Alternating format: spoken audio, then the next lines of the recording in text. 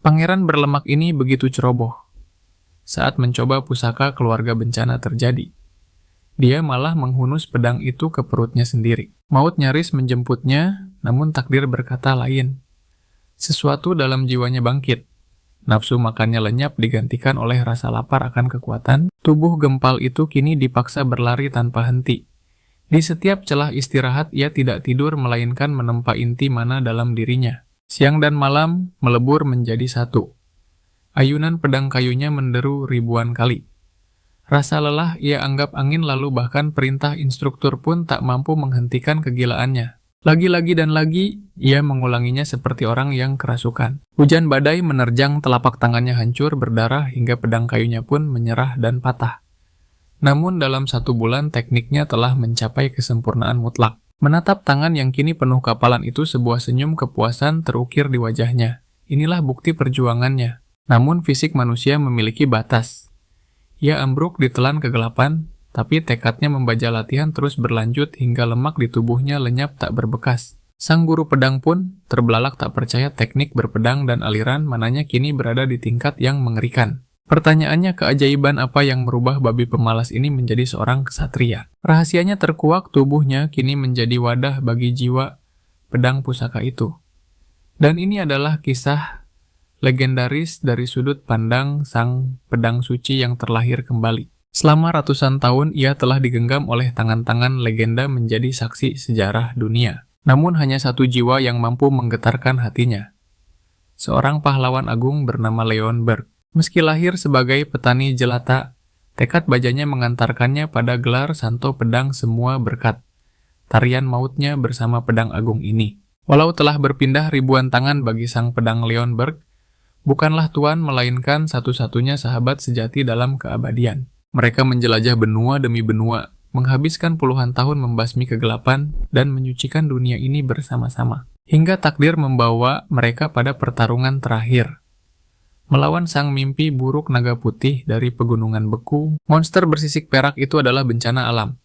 Leon Berg harus membakar setiap tetes kekuatan hidupnya demi menebas leher makhluk itu. Kedamaian kembali ke kerajaan dan takhta penguasa menantinya. Namun sayang harga untuk kemenangan itu terlalu mahal untuk dibayar.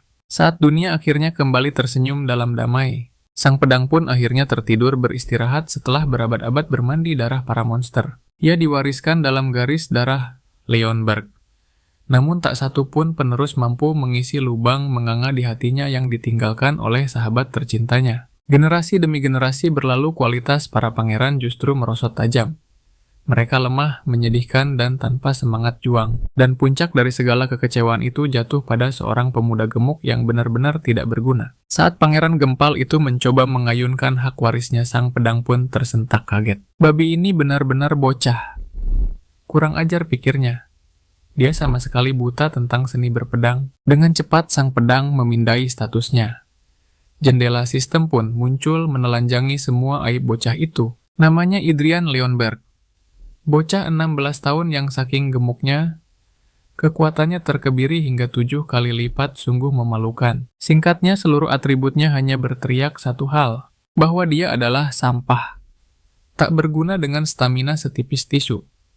Lebih parah lagi, dia cacat dalam sensitivitas mana. Meski menyandang nama agung Leon Berg, statistik menyedihkan ini adalah penghinaan bagi leluhurnya. Lemah, sangat lemah. Mengangkat pedang agar tegak saja dia gemetaran setengah mati. Isinya hanya omong kosong, ocehan, sombongnya itu benar-benar membuat sang pedang mendidih karena kesal. Berani-beraninya dia menyebut nama pahlawan suci. Dengan tenaga yang dipaksakan, dia mengayunkan pedang itu sembarangan, membuat semua orang lari ketakutan. Saat karung lemak ini mengamuk buta parah, pelayan panik berhamburan. Mereka nyaris mati konyol terkena sabetan ngawurnya. Dan inilah puncak komedinya. Pangeran bodoh itu tersandung kakinya sendiri, dan mata pedang itu mengarah tepat ke perut buncitnya. Bruk, tak ada keajaiban. Dia jatuh dan sukses menyate dirinya sendiri dengan pedang pusakanya. Teriakan histeris menggema. Semua orang berlari panik melihat pangeran muda mereka bersimbah darah. Tapi pikirkan nasib sang pedang yang terjebak dalam situasi konyol ini. Meski begitu, mungkin kematian bocah ini adalah sebuah berkah. Biar ku beritahu kenapa Idrian adalah produk gagal total dari garis keturunan Leon Berg. Dia terkenal karena alasan yang menjijikan. sombong tanpa bakat dan rakus tanpa batas. Singkatnya, dia adalah avatar hidup dari 7 dosa mematikan nafsu. Kemalasan, kerakusan, semuanya ada padanya. Jika sampah ini naik, takhta kerajaan ini pasti akan hancur lebur dalam sekejap. Namun siapa sangka, kesalahan konyol yang menumpahkan darah itu justru menjadi titik balik yang akan mengguncang takdir kerajaan ini selamanya. Jiwa pedang legendaris itu akhirnya menyatu mengambil alih raga sang pangeran yang kini kosong tanpa jiwa. Hanya dalam hitungan hari aura mencekam menyelimuti kastil, para pelayan gemetar menyadari perubahan drastis pada bocah itu. Dia bertingkah aneh seolah seluruh memori di kepalanya telah terhapus bersih. Bocah itu bahkan tak mengenali gurunya sendiri. Tak lama kemudian sang raja mendobrak masuk dengan wajah dingin. Sekali lihat saja jiwa pedang yang angkuh itu langsung tahu pria berwibawa ini pastilah ayah dari tubuh yang ia tempati. Dia cukup terkejut ternyata sang raja memiliki aura agung jauh berbeda dengan putranya yang menyedihkan ini. Namun kemarahan raja memuncak melihat putranya Idrian bahkan tak repot-repot memberi salam hormat. Guru Idrian panik dan berusaha membela berdalih bahwa pangeran muda itu sedang menderita amnesia parah. Para ksatria kerajaan gempar.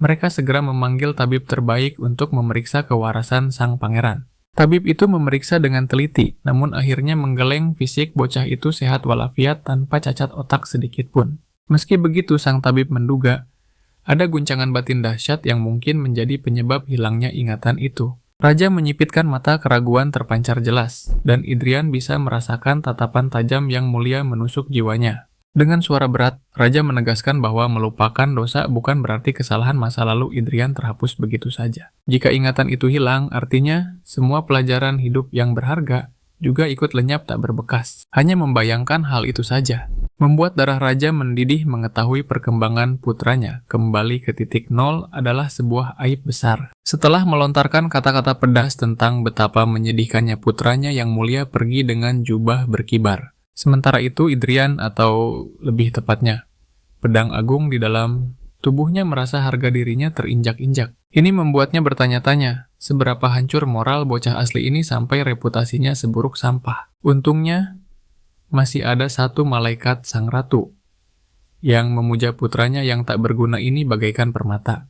Astaga, di mata ibu yang penuh kasih ini, karung kentang hidup ini pun terlihat tampan. Dia hanya bersyukur putranya selamat. Hanya Tuhan yang tahu betapa hancurnya dia jika Idrian tiada. Sang pedang menatap iba wanita ini meratapi putra yang sejatinya sudah mati. Malam pun turun dan sang ratu akhirnya kembali ke kamarnya dengan hati lega. Melihat senyum polos ibunya memaksa sang pedang merenungkan takdir kejam yang ia jalani. Dia, pahlawan masa lalu, justru berakhir membunuh keturunan sahabatnya sendiri yang harusnya ia lindungi. Namun ia menepis rasa bersalah itu. Nasi sudah menjadi bubur menangisi. Masa lalu takkan mengubah takdir. Satu-satunya jalan penebusan adalah menggunakan tubuh ini untuk bangkit dan memperbaiki semua kegagalan Idrian yang asli. Masalahnya tubuh ini hanyalah gumpalan lemak yang benar-benar tidak ada bagusnya sama sekali. Tekadnya bulat, ia harus membangun kekuatan dari nol. Langkah pertama menempa jantung mana di dalam raga lemah ini. Dengan percaya diri Idrian menarik napas memusatkan energi alam. Tapi puuf mana itu buyar seolah tak pernah ada. Tubuh sampah ini menolak aliran mana mentah-mentah. Dia mencoba lagi mengerahkan seluruh tekad, tapi gagal total. Idrian sadar kerusakan tubuh ini sudah di luar nalar. Saat dia hampir putus asa, secercah harapan muncul di balik pintu. Seorang pelayan melangkah masuk. Dia membawa tonik spesial kiriman ratu. Rasanya mungkin seperti racun, tapi khasiatnya adalah harta karun bagi tubuh lemah ini. Saat pelayan itu memaksanya minum, wajah gadis itu pucat, pasti takut akan amukan tuannya. Jelas ini bukan pertama kalinya. Dan mengingat betapa buasnya Idrian dulu, pelayan itu takut sejarah buruk akan terulang. Tapi tenang saja. Dia bukan Idrian yang bodoh dan tak berguna itu. Idrian yang dulu buta akan nilai barang, tapi Idrian yang sekarang bisa melihat kilauan. Mana murni di dalam cairan itu. Tanpa buang waktu dia menyambar cangkir itu dan meneguknya rakus, membuat pelayan itu melongo tak percaya. Setelah mangkuk itu kering kerontang dengan gaya bos besar, dia mengusir pelayan itu keluar. Begitu pintu tertutup, dia mencoba mengumpulkan mana lagi. Benar saja, tonik itu adalah eliksir ajaib. Meski energinya masih sedikit, ini adalah awal yang bagus. Otak liciknya mulai menyusun rencana baru. Dia segera mengejar pelayan itu, matanya berbinar lapar bertanya, apakah ada lagi stok barang surgawi ini? Beberapa hari berlalu, dan seringai serakah di wajah tembamnya menjadi bukti. Dia berhasil menciptakan jantung mana. Bagi seorang legenda, sepertinya kebangkitan kekuatan ini harusnya ini cuma permainan anak-anak. Kalau bukan karena tubuh Vanna yang menyedihkan ini, itulah variabel fatal yang lupa dia perhitungkan. Mana yang bergejolak di jantungnya, mulai menyulut rasa sakit yang tak terbayangkan. Seolah magma panas dialirkan ke pembuluh darahnya. Organ dalamnya serasa dipanggang hidup-hidup dan dadanya berdetak kencang seakan siap meledak kapan saja. Yap, menempa jantung Mana memang selalu jadi proses penyiksaan diri. Dan pertaruhannya tak main-main. Jika dia gagal dan pingsan sekarang, tamatlah riwayatnya di dunia ini. Jadi bocah itu mengerahkan fokus mutlak mencoba menyelaraskan jiwanya dengan arus mana liar yang kini membajak jantungnya. Akhirnya dia berhasil mendobrak batas tersulit proses itu. Segala rasa sakit dan usahanya tidak berakhir sia-sia. Rasa bangga membuncah di dadanya. Bukan hanya karena sukses menciptakan jantung Mana, tapi karena kali ini kekuatan dahsyat itu sepenuhnya milik dia. Di kehidupan sebelumnya, dia hanya alat bantu bagi tuannya. Tapi sekarang, dia adalah sang tuan. Kebahagiaan ini nyaris tak tertahankan. Begitu jantung Mana sempurna, suara notifikasi yang familiar terdengar. Sistem khas isekai akhirnya muncul di depan matanya. Bedanya kali ini dialah playernya, bukan lagi sekadar item di inventaris. Setelah satu jendela, sistem terbuka. Rentetan notifikasi lain membombardir pandangannya, membuat si gendut kita terbelalak kaget. Simpelnya, tubuh lemah, penuh lemak ini masih jadi penghalang untuk potensi jantung Mana. Akibatnya, sistem membatasi akses ke gudang skill legendarisnya. Untuk saat ini dia cuma diberi akses level pemula, kedua otoritas mata ketiga, dan telinga ketiga. Itu pun masih versi trial, dia hanya bisa menggunakan skill dewa ini dalam batasan yang sangat ketat. Sesuai namanya, mata ketiga memberinya visi super tajam, sementara telinga ketiga menangkap frekuensi suara yang tak terdengar manusia biasa. Dia bahkan bisa mendengar para pelayan yang sedang asyik bergosip pria tentang betapa tidak bergunanya dia. Tapi belum sempat dia memata-matai, lebih jauh kegelapan menyergap. Konsumsi mana yang boros membuat pandangannya langsung padam karena kelelahan. Tentu saja Idrian alias mantan pedang legendaris ini benci sekali dengan debuff yang membatasi keagungannya ini. Dulu saat masih berwujud pedang, dia punya sensor 360 derajat melihat dan mendengar segalanya tanpa celah. Tapi sekarang, dia harus memeras keringat darah, cuma buat mengaktifkan skill dasar selama beberapa detik. Tragis. Namun optimisme masih menyala. Begitu kapasitas mananya naik level, dia yakin bisa melampaui batas Vanna ini. Masalahnya, meski kapasitas mananya rendah, nafsu makan tubuh gendut ini setinggi langit. Perutnya langsung demo minta diisi. Saking nafsunya mengejar kekuatan sang pedang, hampir lupa kalau dia terjebak di tubuh manusia yang butuh makan dan adaptasi. Tak lama kemudian dia kembali bertemu ibunya yang super protektif. Wajah sang ibu bersinar jauh lebih cerah dari sebelumnya. Sumber kebahagiaannya sederhana fakta bahwa putra kesayangannya benar-benar menenggak habis setiap tetes obat pahit yang dia kirim. Tapi saat momen ibu anak ini sedang hangat-hangatnya, seorang penantang baru muncul. Saat ibunya bertanya apa dia kenal orang ini, Idrian langsung menggeleng polos. Pura-pura tidak tahu adalah strategi terbaik. Padahal jelas pria dengan aura mengintimidasi ini adalah saudara ibunya. Paman Idrian yang tatapannya setajam silet. Sang ibu dengan polosnya berharap kakaknya bisa membantu memulihkan ingatan keponakannya yang hilang. Tapi sang paman punya diagnosa kejam. Baginya ingatan Idrian yang lama itu sampah, tak ada nilainya sama sekali. Jadi buat apa repot-repot memulihkan memori sampah? Itu cuma buang-buang waktu. Kata-kata pedas ini langsung menyadarkan bocah kita. Pria ini bukan sekadar paman galak, dia punya dendam pribadi pada Idrian. Untuk sekarang si paman cuma menjanjikan satu hal. Program diet neraka untuk membakar lemak Idrian dan mengubahnya jadi otot besi. Mengharapkan lebih dari itu mimpi saja pria itu meremehkan Idrian sampai ke dasar bumi. Ya, meski begitu sang ibu tetap bersyukur. Setidaknya ada perhatian kan? Sementara itu tatapan predator si paman mengirim sinyal bahaya ke otak Idrian. Secara kiasan, lonceng kematian sedang berbunyi. Dan benar saja, detik berikutnya, tubuh gemuk itu ditendang keras sampai mencium tanah. Bajingan itu menatap bocah. Tak berdaya ini bak serigala kelaparan. Dia menegaskan aturan, mainnya Idrian dilarang bernapas, kecuali dia izinkan otoriter abis. Hanya jika moodnya bagus, dia bakal mengajarkan ilmu pedang sakral keluarga.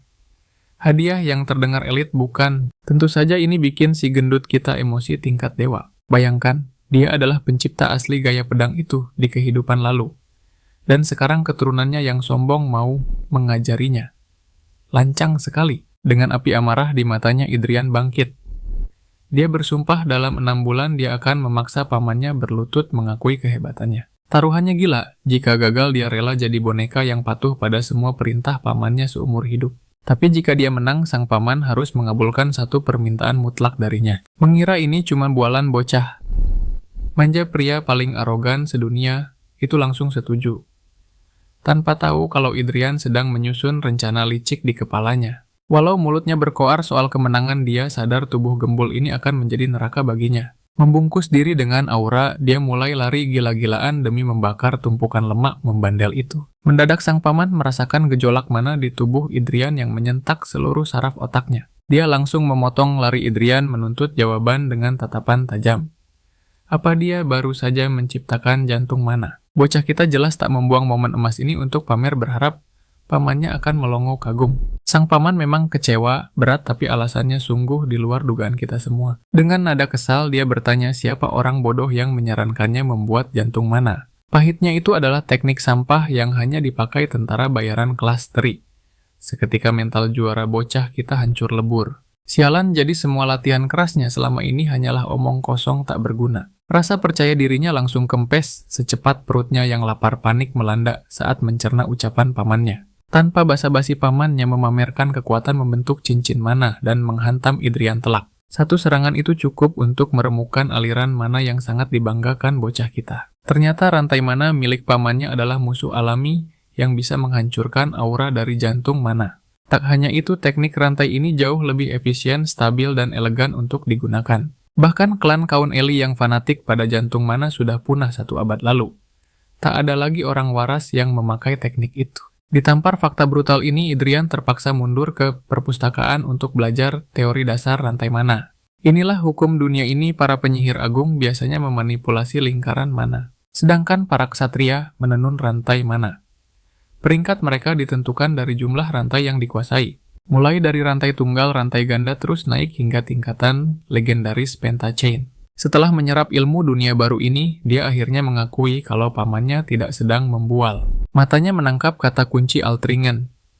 Seketika memori masa lalu bangkit, teringat sosok Ernest Altringen yang pernah mencarinya. Pria misterius itu menguasai seni aneh yang melampaui batasan ilmu pedang maupun sihir biasa. Sebuah seringai licik merekah di wajah bocah kita. Seolah kepingan puzzle takdir baru saja terpasang sempurna. Matahari terbit menyambut hari baru membawa serta keyakinan yang telah bangkit dari kubur. Saat dia sedang pemanasan, pamannya datang menagih.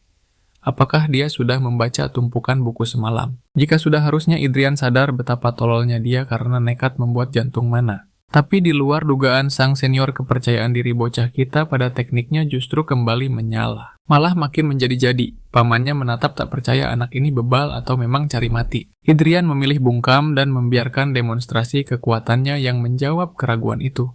Dia meledakkan mananya dan mengoreksi sang paman. Jantung mana yang berbeda, punya mekanisme kerja yang beda pula. Tentu saja pamannya menganggap ini hanya bualan tentara bayaran rendahan yang keras kepala dan sombong. Para tentara bayaran sampah itu bahkan tak pernah lolos dari 2 rantai sebelum nasib mereka berakhir tragis. Meski begitu, dia melempar tantangan terbuka untuk Idrian, sebuah ujian pembuktian diri. Kalau kau memang spesial, buktikan dengan mengalahkan seorang satria rantai ganda. Jika berhasil, sang paman bersumpah akan menjadi walinya demi memenuhi wasiat mendiang ibunya. Tapi Idrian justru memancing emosi, bertanya apa gunanya punya wali seperti pamannya itu. Ucapan lancang itu adalah tamparan keras bagi harga diri dan kehormatan seorang ksatria. Dia adalah kaun kerajaan komandan pasukan utara Master Tombak Hitam. Salah satu dari 5 singa perak yang mulia. Seorang ksatria elit yang telah berhasil menenun 4 cincin kekuatan. Seorang kuat Chain Knight takkan membiarkan bocah ingusan mempertanyakan kehebatannya. Aura mengerikan meledak dari tubuhnya. Tanah di bawah kakinya hancur lebur hanya karena tekanan energinya. Dia berharap demonstrasi kekuatan gila ini cukup untuk membungkam mulut sombong itu. Idrian sadar dia salah cari lawan para ksatria, lain panik dan menghunus senjata, karena nyawa pangeran muda terancam. Taruhannya kini terlampau tinggi dan dia sadar jalan menuju puncak akan jauh lebih terjal dari dugaannya. Beberapa saat berlalu Idrian ambruk total. Dia terkapar bak orang mati, napasnya memburu setelah siksaan fisik demi membakar lemak membandel ini. Namun seringai meremehkan dari sang kaun terus menghantui pikirannya membakar semangatnya. Jika dia kalah dari ksatria, rantai ganda si wajah parut itu akan menginjak-injak harga dirinya seumur hidup. Kekalahan bukanlah opsi. Saat menyeret tubuhnya kembali ke kamar, tiba-tiba seorang tabib kerajaan sudah berdiri menunggunya di sana. Tabib itu mencoba berbasa-basi dengan manis, tapi MC kita tidak butuh ramah tamah. Dia langsung menuntut inti pembicaraan dengan tatapan tajam. Ternyata ratu sendiri yang mengirimnya. Tugasnya sederhana, memulihkan tubuh pangeran muda dengan sihir secepat mungkin. Tapi Idrian menolaknya mentah-mentah bak melihat wabah penyakit. Dia langsung mengusir tabib itu tanpa ampun. Sihir penyembuhan, tidak terima kasih. Masalahnya sihir itu bekerja layaknya pemutar waktu. Ia menghapus kerusakan mikro pada otot, artinya tubuhnya takkan berkembang dan semua keringatnya akan sia-sia belaka. Suatu hari saat sesi makan berlangsung, pintu ruang makan didobrak. Kakak laki-lakinya masuk dengan aura yang tidak mengenakan. Tentu saja sang pedang tak mengenali siapa si mulut besar ini. Seorang ksatria pun harus membisikkan identitas si penyusup padanya. Ternyata dia pangeran ketiga. Dan lihatlah gayanya, benar-benar definisi kakak toksik klise di setiap cerita manhwa. Dia datang hanya untuk menabur garam di luka lama, mengejek insiden konyol saat Idrian tak sengaja menusuk dirinya sendiri hingga sekarat. Namun jagoan kita terlalu dingin untuk peduli. Dia memandang remeh, berharap kakaknya mencari kesibukan yang lebih berguna. Bukannya memancing emosi si kakak, malah terpancing. Amarahnya sendiri, dia pun mengalihkan topik ke gosip panas taruhan dengan kaun Balarhart. Karena taruhannya melawan ksatria, rantai ganda si kakak yang licik ini dengan senang hati mengajukan diri sebagai lawan duelnya. Idrian hanya bisa melongo. Siapa sih orang bodoh ini? Kenapa semua keturunan di keluarga ini punya gen yang begitu menyebalkan? Orang yang mengejeknya barusan adalah Pangeran Gillian, si jenius pedang yang terkenal akan bakatnya. Dia membentuk 2 cincin mana di usia 4 tahun. Jelas dia adalah kekuatan mengerikan yang harus diperhitungkan. Tiba-tiba seorang pelayan menyela ketegangan dengan tumpukan surat menggunung. Idrian bingung sejak kapan dia jadi selebriti, padahal dulu dia dianggap sampah. Namun saat matanya menangkap judul surat-surat itu, segalanya menjadi jelas. Isinya penuh tantangan duel dan tawaran latihan tanding dengan sang pangeran. Singkatnya, mereka semua cuma cari alasan legal untuk menghajar. Pangeran habis-habisan secara gratis. Kelancangan orang-orang ini benar-benar membakar amarah Idrian. Dia memanggil pelayan dan memerintahkan dengan dingin. Catat semua nama bajingan yang mengirim sampah ini. Pindah ke arena latihan. Tiba-tiba Komandan Utara melempar pedang kayu ke arahnya tanpa peringatan. Tekadnya bulat untuk melatih sang pangeran ilmu pedang ke tingkat yang layak. Dia takkan membiarkan siapapun menyalahkannya atau mendengar alasan kegagalan mendidik anak ini. Idrian membungkuk memungut senjata itu sambil menggerutu soal sopan santun. Namun detik berikutnya tubuhnya bereaksi aneh. Otot-ototnya kejang hebat, tubuhnya gemetar tak terkendali. Balarhart mengerutkan kening, curiga bocah ini melewatkan sesi penyembuhannya. Idrian tertawa sinis. Kau sebut dirimu ksatria, tapi tak paham dasar ini. Penyembuhan sihir itu racun bagi pertumbuhan otot. Ia hanya mengembalikan tubuh ke titik nol dan menolak evolusi. Balarhart mengakui poin itu. Baiklah, lupakan sihir. Dia berbalik siap mendemonstrasikan sesuatu. Perhatikan baik-baik. Ini adalah teknik yang wajib dikuasai Idrian sekarang juga. Ini adalah teknik pedang rahasia kerajaan pondasi utama yang membentuk inti kekuatan para ksatria elit. Pedang kayu itu menari ganas membelah angin ke segala arah dengan intimidasi murni. Gerakan spiral yang indah, menutup demonstrasi sempurna itu, membuat pangeran terdiam 1000 bahasa. Di tengah keheningan itu, Idrian bergumam tak percaya. Kau serius menyebut ini teknik dasar ksatria? Mengira pangeran meremehkannya, Balarhart mendengus. Pedang kayu memang tumpul, tapi ini metode terbaik untuk pemula sepertimu.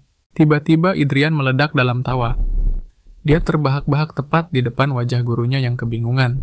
Ironi yang menggelikan jurus legendaris pembantai naga gila dari masa lalu kini dianggap sekadar teknik latihan rendahan. Wajahnya memerah menahan geli, sementara sang guru dengan wajah masam memperingatkan bahwa teknik ini saja belum cukup untuk memenangkan taruhan maut itu. Setelah fondasi dasarnya terbentuk, seharusnya ia bisa mencari guru baru dengan bebas. Namun Pangeran Idrian menolak keras. Ia yakin seyakin-yakinnya bahwa teknik ini adalah kunci kekuatan mutlak. Balarhart mendecih kesal tapi akhirnya menyerah pada keras kepala muridnya. Latihan neraka pun berlanjut. MC, kita mengayunkan pedang sambil merenung menganalisis kenapa teknik pembunuh naga ini dianggap sampah oleh dunia. Ia sadar dunia bela diri telah berubah arah dan teknik milik Balarhart ini sebenarnya hanyalah cangkang kosong tanpa jiwa pembunuh naga mereka yang menolak jantung. Mana lupa cara menyatukan jiwa dengan pedang. Itulah sebabnya tak ada satupun yang mampu melihat keagungan teknik kuno ini. Saat ia melamun klang, Balarhart mengadu pedangnya membuyarkan fokus Idrian seketika. Sang guru membenarkan kuda-kudanya. Salurkan tenaga ke ujung pedang bukan otot lenganmu. Sebuah pukulan mendarat di perut dan kaki sang pangeran, memaksanya berdiri tegak agar aliran tenaga tersalur sempurna. Idrian hanya bisa menggerutu dalam hati menyadari instruksi gurunya memang tak terbantahkan. Tubuh lemah ini belum pantas. Ia bertekad membuktikan bahwa teknik sampah ini adalah harta karun dunia dengan tangannya sendiri. Waktu berlalu tanpa ampun, sesi latihan brutal terus menyiksa MC kita setiap hari. 1 bulan penyiksaan pun, usai ding sistem, muncul memberikan ucapan selamat atas keberhasilan misinya. Status obesitas parah turun menjadi normal. Metabolisme tubuhnya mulai beradaptasi untuk transformasi selanjutnya. Sifat ceroboh telah dihapus, kini setiap detiknya hanya akan membuat pedangnya semakin tajam. Kapasitas mana melonjak drastis, gangguan sensitivitas yang menghambatnya selama ini lenyap tak berbekas. Kepercayaan diri Idrian meluap di setiap tebasan. Ia bukan lagi sampah yang sama seperti sebulan lalu. Fokusnya satu, menjadi 1% lebih kuat, lebih cepat, dan lebih sempurna setiap harinya. Tenggelam dalam zon pedang Idrian hancur berkeping-keping, sang guru terpaksa menghentikannya secara paksa. Hujan deras mengguyur keheningan mereka. Tangan sang pangeran gemetar hebat menahan batas fisiknya. Darah menetes dari genggamannya yang hancur. Dengan bingung, ia menatap pamannya lalu menoleh ke boneka latihan. Mustahil kedua lengan boneka kayu itu tertebas putus dengan satu ayunan bersih. MC kita terdiam kaku. Balarhart membentaknya habis-habisan. Jika itu pedang asli, ia bisa melukai dirinya sendiri. Di balik tangan yang hancur, sistem memberikan hadiah manis. Skill pasif. Konsentrasi super berhasil didapatkan. Hadiah yang sepadan. Namun sebelum kesadarannya hilang, ia sadar nyawanya hampir saja melayang tadi. Balarhart menangkap tubuh muridnya yang ambruk sambil menghela napas melihat betapa keras kepalanya bocah ini. Sina berpindah MC. Kita tersentak bangun di kasurnya, menyadari ia pingsan di tengah latihan neraka. Ia benar-benar telah menyiksa tubuh lemah ini hingga melampaui batas kewajaran. Teringat masa lalunya saat masih berwujud pedang ego. Betapa sempurnanya ia saat itu. Tuannya adalah legenda pahlawan tanpa nama, Master Pedang Raja. Tentara bayaran hingga sang pendiri kerajaan. Ia sendirian membalikan arus perang, membantai ribuan monster dan membuka jalan bagi era para pahlawan. Sebagai Gruhorn, ia selalu menjadi guru dan penasihat agung bagi para tuannya. Itulah sebabnya ia takkan berhenti mengayun. Ia akan merebut kembali kesempurnaan itu dengan tangannya sendiri. Namun realita menamparnya. Wadah fisiknya saat ini terlalu rapuh, bisa hancur jika ia tak istirahat. Sebulan pasca pembentukan, jantung mana gumpalan energi murni mulai terkumpul di dalam dirinya. Dalam meditasi sang pangeran, bersiap. Sistem telah memberi lampu hijau untuk evolusi ke tingkat selanjutnya. Saluran energinya terbuka lebar.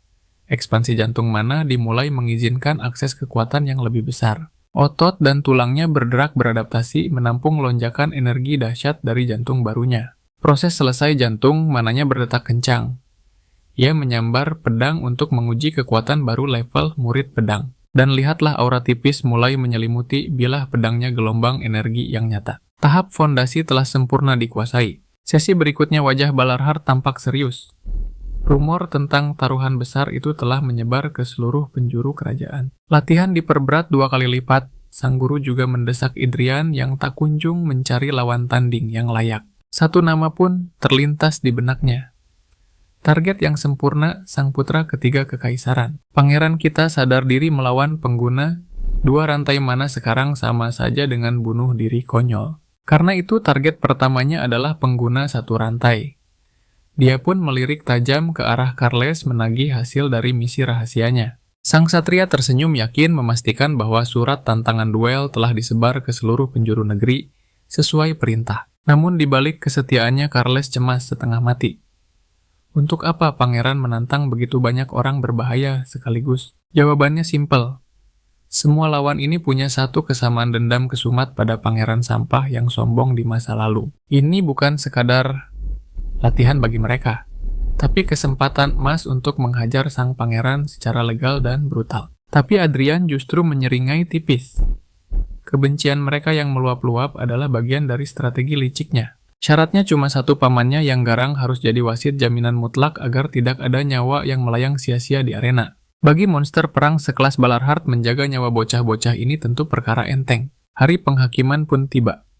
Penantang pertama datang dengan mata terbelalak menatap kemewahan istana sang pangeran bajingan. Namanya Taylor Tayhaim, hanyalah putra kedua dari keluarga baron rendahan yang tak punya nama besar. Dulu Adrian yang masih jadi pangeran babi, pernah menginjak-injak harga diri ayah dan kakaknya di depan umum tanpa ampun. Sejak hari terkutuk itu, kehormatan keluarga Tayhaim hancur lebur dan jadi bahan tertawaan satu kerajaan. Hari ini dia datang bukan untuk berlatih, tapi menuntut balas darah dan air mata pada pangeran angkuh itu. Saat berhadapan dengan Adrian, dia membungkuk hormat, menutupi niat membunuhnya dengan topeng sopan santun. Dengan dada membusung, Taylor memamerkan statusnya sebagai ksatria magang pengguna satu rantai mana. Pidato panjang lebarnya langsung dipotong. Adrian malah mengejeknya lemah, membakar sumbu amarah Taylor dalam sekejap mata. Balarhart yang berdiri di sana bisa mencium bau darah dan kebencian pekat yang menguar dari tubuh pemuda itu.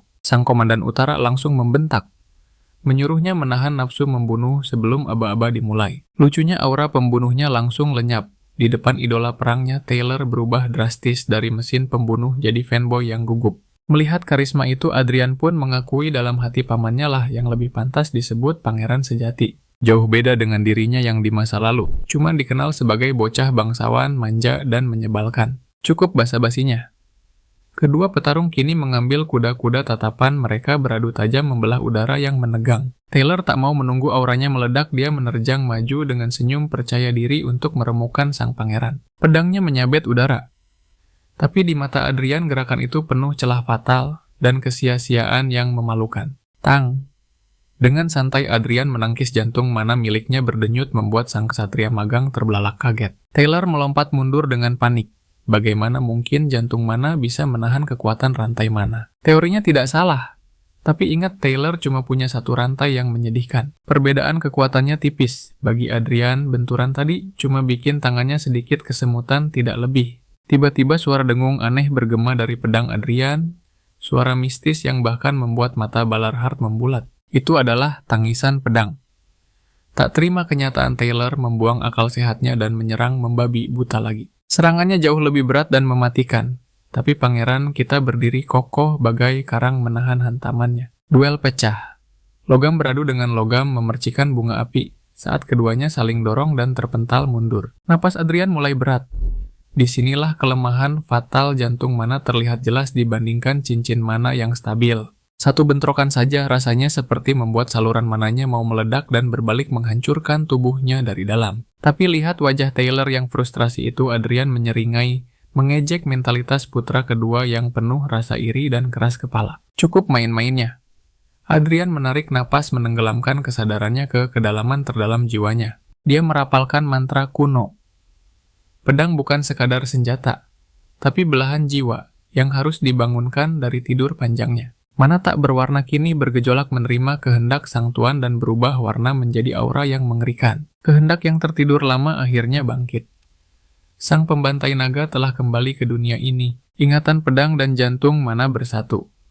Skill jantung pembantai naga aktif mengubah aura Adrian menjadi sosok drakonik yang buas. Tubuhnya kini bukan lagi manusia biasa, tapi wadah bagi kekuatan naga purba yang mengalir deras di nadinya. Pangeran lemah itu sirna.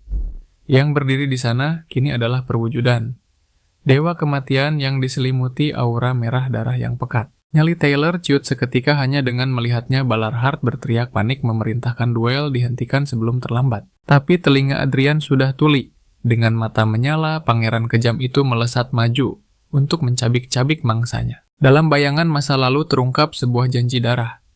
Sang pangeran telah memohon pada pamannya untuk menghentikannya jika kegilaan membunuh menguasai jiwanya. Dan saat itulah mimpi buruk terjadi.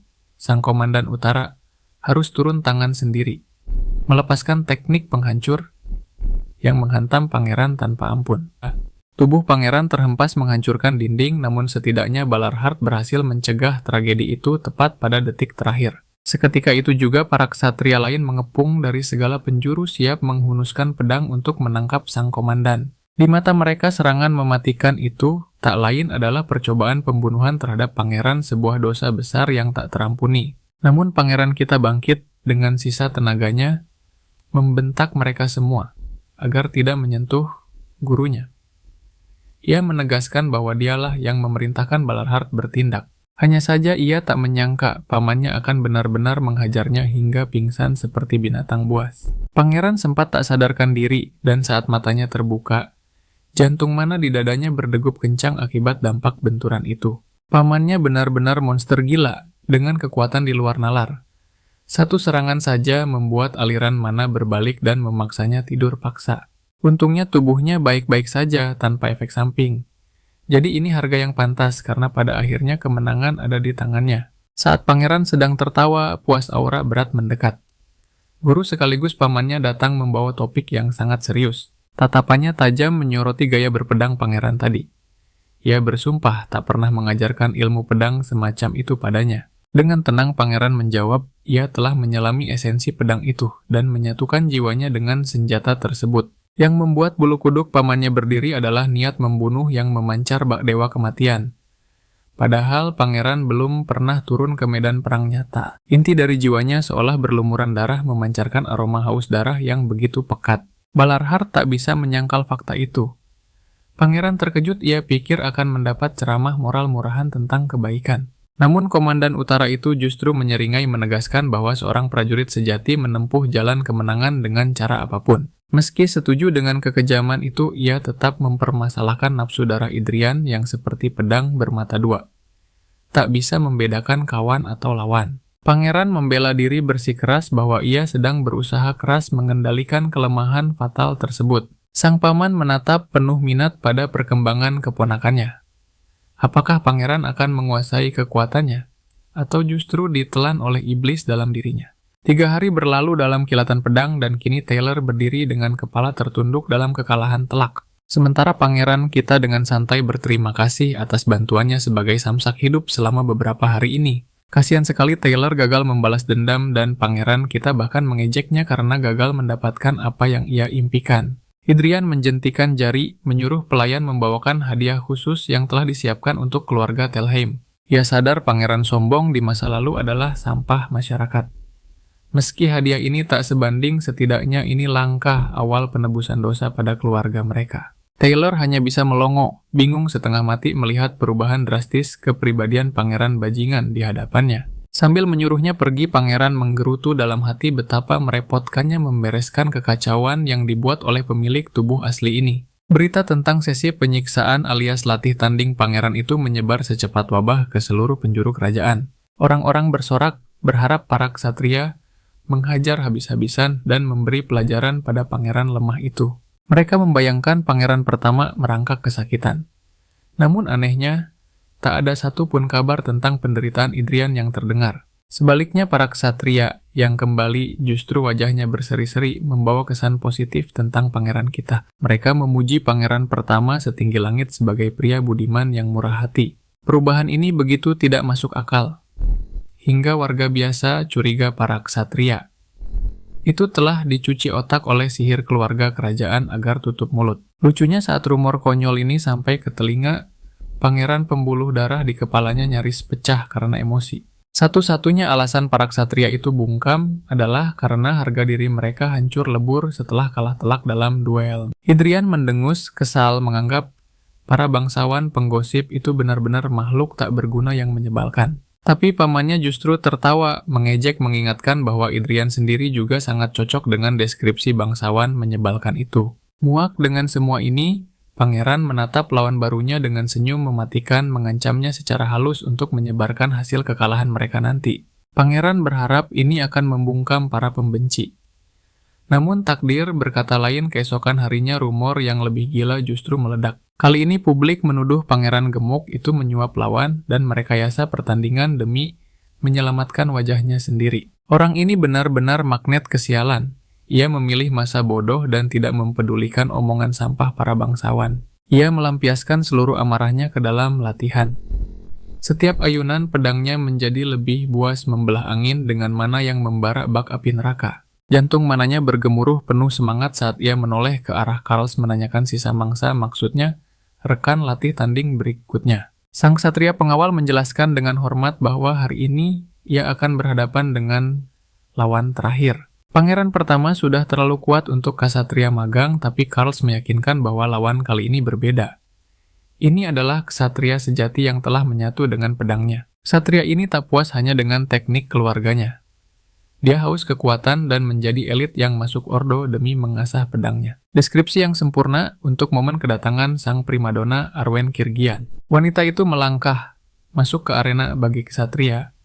Biasa dia adalah legenda hidup dari ordo cahaya besi. Dijuluki bunga di tebing mawar berduri. Bahkan wanita yang sanggup meremukkan hati para pria. Dia adalah definisi kecantikan yang mematikan dalam setiap langkah kakinya. Fakta bahwa pangeran pertama bisa menarik perhatiannya adalah keajaiban sementara. Arwen menatap tajam siap bertarung. Penonton yakin 100% Arwen bakal membantai pangeran dalam ritual penghinaan ini. Ordo Singa Besi memang bukan kaleng-kaleng. Meski masih masa percobaan, bakat Arwen sudah diakui monster level. Tapi pertanyaannya, kenapa dia mau meladeni sampah seperti pangeran ini? Rupanya ada sejarah kelam di masa lalu. Pangeran kita bingung dosa. Apa yang dibuat versi sampahnya dulu. Dia mendesak pelayan untuk cerita dan fakta mengejutkan pun terungkap. Dengan gemetar pelayan mengaku si sombong masa lalu itu pernah melecehkan Arwen.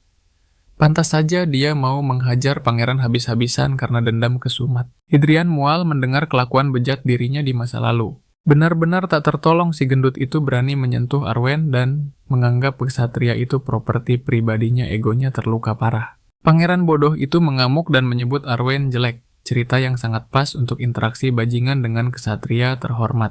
Padahal di mata pangeran, kita sekarang kata jelek itu mustahil terlintas. Dia merendahkan diri, memberi hormat, berharap Arwen melihat dia sudah berubah. Pangeran mencoba membela diri, meyakinkan kalau dia bukan lagi sampah yang dulu. Tapi melihat sorot mata penuh amarah itu jelas. Pangeran bakal dijadikan samsak hidup hari ini. Wasit dan pamannya Count Belhard sudah siap. Arwen memperkenalkan diri dengan dingin, aura membunuh terasa pekat. Belhard memperingatkan Arwen untuk waspada, karena pedang pangeran muda ini cukup ganas loh. Candaan selesai. Pertarungan antara dua takdir ini akan segera meledak saat mereka mengambil kuda-kuda. Duel resmi dimulai, kuda-kuda Arwen kokoh dan penuh tekad. Jagoan kita justru antusias merasakan skill ksatria. Sejati wanita haus darah itu menerjang dengan gerakan sehalus sutra. Terang benturan pertama ditangkis pangeran, tapi perbedaan mana membuat organ dalamnya terguncang hingga muntah darah. Cantik tapi buas. Arwen terus merangsek maju untuk memberi hukuman lebih berat. Keduanya saling tebas, maju. Mundur pedang beradu dalam simfoni kehancuran. Jagoan kita diobrak-abrik, Arwen memegang kendali penuh atas nyawa pangeran. Serangan pamungkas datang. Memaksa pangeran mengaktifkan mode pembunuh naga dan melepaskan hawa membunuh yang mengerikan. Tekanan dahsyat itu mengejutkan Arwen, pedangnya berhasil ditepis oleh pangeran muda. Dia kembali menjaga jarak, napasnya memburu, mengamati gaya pedang pangeran. Sedangkan jagoan kita dia nyaris tewas barusan. Meski cuma pengguna satu cincin, Arwen itu levelnya beda dimensi. Di saat genting, Hadrian memakai skill Judgment. Statistik lawan terpampang jelas, skill terkuat terlemah. Bahkan sifat aslinya terbuka lebar. Fakta bahwa level Arwen bisa terbaca membuktikan kalau sang pangeran punya peluang menang. Gilgamesh versi diskon ini akhirnya melepaskan aura merahnya, memancing sang ksatria wanita untuk membalas dengan aura yang sama kuatnya. Wush kedua petarung melesat mendekat dengan kecepatan kilat. Inilah awal pertarungan yang sesungguhnya. Menit berlalu, kedua pejuang kehabisan tenaga di puncak duel. Seimbang, Belhart masuk arena. Cukup lanjut besok. Pertandingan ditunda. Pangeran dengan sombong bersumpah akan mengakhirinya besok. Arwen tak mau kalah dan mengejek balik. Ego mereka sama-sama tinggi, masih ingin lanjut baku hantam. Tapi Belhart tak punya waktu, seharian dia memaksa dua bocah ini dirawat. Tabib datang mengobati jagoan kita. Tapi Idrian sibuk menatap tajam Arwen yang membalas dengan tatapan jijik. Keduanya berpaling, satu pikiran tertanam di benak mereka. Aku takkan kalah dari dia. Aura permusuhan meledak. Di saat tabib gemetar mengobati lukanya, tatapan Idrian dan Arwen beradu tajam seolah saling melemparkan rasa jijik yang membakar. Keduanya membuang muka serempak, sebuah telepati kebencian terjalin bersumpah. Takkan ada yang mau mengalah barang 1 inci pun. Matahari terbenam di hari kedua tanpa pemenang. Namun saat fajar ketiga menyingsing api, pertarungan di mata mereka belum padam sedikit pun. Pedang Arwen menari dengan mematikan. Fakta bahwa sang pangeran masih berdiri membuktikan dia bukan sekadar bangsawan manja. Sebelum baja kembali beradu di ronde ketiga, Idrian melontarkan kata-kata yang telah lama ia simpan dalam benaknya. Apakah pangeran akan minta maaf? Mustahil. Harga diri kesatria Arwen telah tergores dan ia bertekad memulihkannya dengan kemenangan mutlak. Tekad yang luar biasa, namun kata maaf tidak pernah ada dalam kamus sang pangeran sejak awal pertarungan ini. Sebaliknya, ia menawarkan sebuah pertaruhan karena tak ada yang mau mundur. Sebuah perjanjian sederhana dengan konsekuensi besar. Sang pecundang harus mengabulkan satu permohonan sang pemenang. Apapun itu tanpa syarat dan tanpa penolakan. Mendengar taruhan gila itu, para kesatria lain panik dan berusaha menghentikan kegilaan ini. Terlalu berbahaya bagi seorang pewaris takhta. Namun Idrian membungkam mereka dengan satu tatapan lalu menantang Arwen untuk menjawab. Sebagai pedang keluarga, kerajaan Arwen seharusnya menolak. Protokol melarang pertaruhan liar melawan tuannya sendiri. Namun darah pejuangnya mendidih. Kesempatan untuk bertarung habis-habisan. Dengan seringai tipis, ia menerima tantangan itu. Senyum puas terukir di wajah Idrian. Ronde ketiga babak penentuan akhirnya dimulai. Bukan lagi latihan ini perang. Mereka saling menerjang berniat menghancurkan mental lawan dalam satu bentrokan dahsyat. Tiba-tiba Idrian melancarkan serangan kilat, gerakan yang begitu nekat dan cepat hingga membuat sang kesatria jenius terperangah. Arwen tak percaya matanya. Kecepatan pangeran meningkat drastis dalam semalam. Selama ini dia menyembunyikan taring aslinya. Denting baja menggema di seluruh arena bagai tarian maut. Namun kali ini arus pertarungan telah berubah total.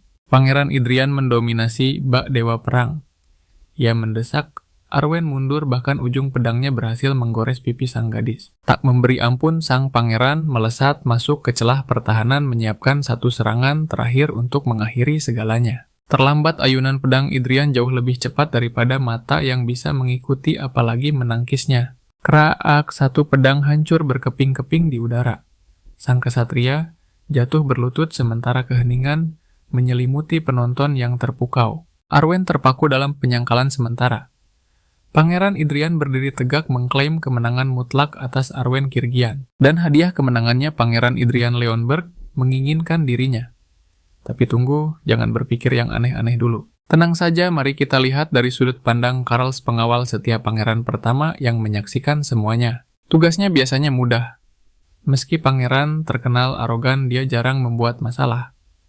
Sampai hari ini, melihat kekuatan tuannya sekarang, Karls teringat latihan neraka yang dijalani sang pangeran bahkan di tengah badai yang mengamuk. Boneka latihan hancur lebur tanpa sisa.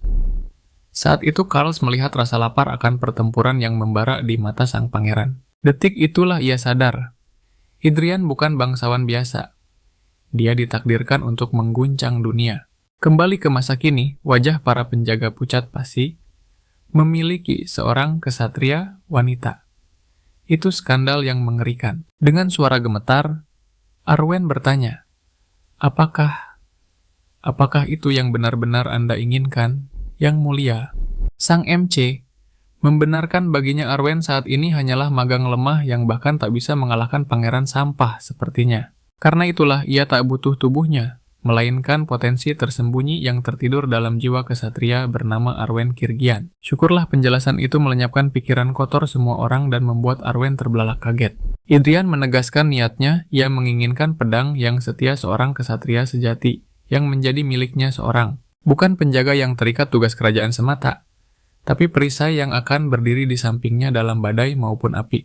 Mata scan miliknya telah melihat masa depan. Arwen adalah calon Swordmaster legendaris. Karena itulah ia harus mendapatkannya bagaimanapun caranya. Mari kita putar waktu sejenak melihat luka masa lalu yang membentuk Arwen. Sejak muda Arwen adalah jenius di antara para jenius. Pedangnya selalu lebih tajam dari siapapun seusianya. Namun dunia ini kejam. Tak ada yang mengakui kehebatannya. Ia berlatih hingga muntah darah bekerja 2 kali lipat demi membuktikan diri. Ia membantai semua lawan tanding menumpuk kemenangan demi kemenangan dengan rekor sempurna. Tapi itu pun tak cukup. Di mata mereka ia tetaplah wanita, bukan kesatria sejati. Pintu pengakuan tetap tertutup rapat. Namun hari ini dinding itu runtuh. Pangeran pertama memberinya hal yang paling ia dambakan. Pengakuan atas potensinya dan janji masa depan yang cerah. Kata-kata itu terdengar seperti mimpi indah yang mustahil menjadi nyata bagi telinganya. Dengan suara parau menahan tangis, ia mengajukan satu syarat. Perlakukan saya sebagai pedangmu terlebih dahulu dan wanita kemudian. Jika Idrian menyanggupinya, maka nyawa dan pedangnya adalah milik sang pangeran. Sebuah sumpah yang berat namun mulia. Tatapan mereka bertemu, kesepakatan terjalin. Arwen menjatuhkan lututnya bukan karena kalah, tapi karena hormat.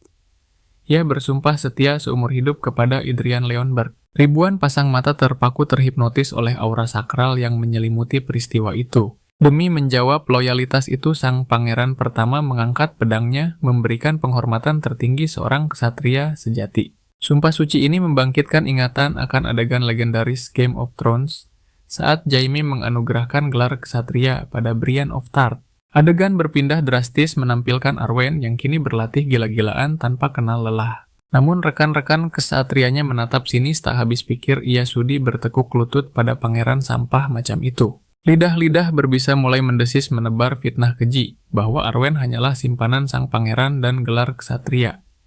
Itu hanyalah kedok untuk menutupi skandal mereka. Segala rumor busuk dan tak berdasar ini mulai menyebar liar. Sangat mengusik ketenangan jagoan kita yang masih terbelenggu reputasi buruk ala Lloyd Frontera. Saat semua orang memandangnya bak kotoran dunia, sang pengawal kerajaan justru memberanikan diri mengonfrontasi pangeran perihal ucapannya tempo hari.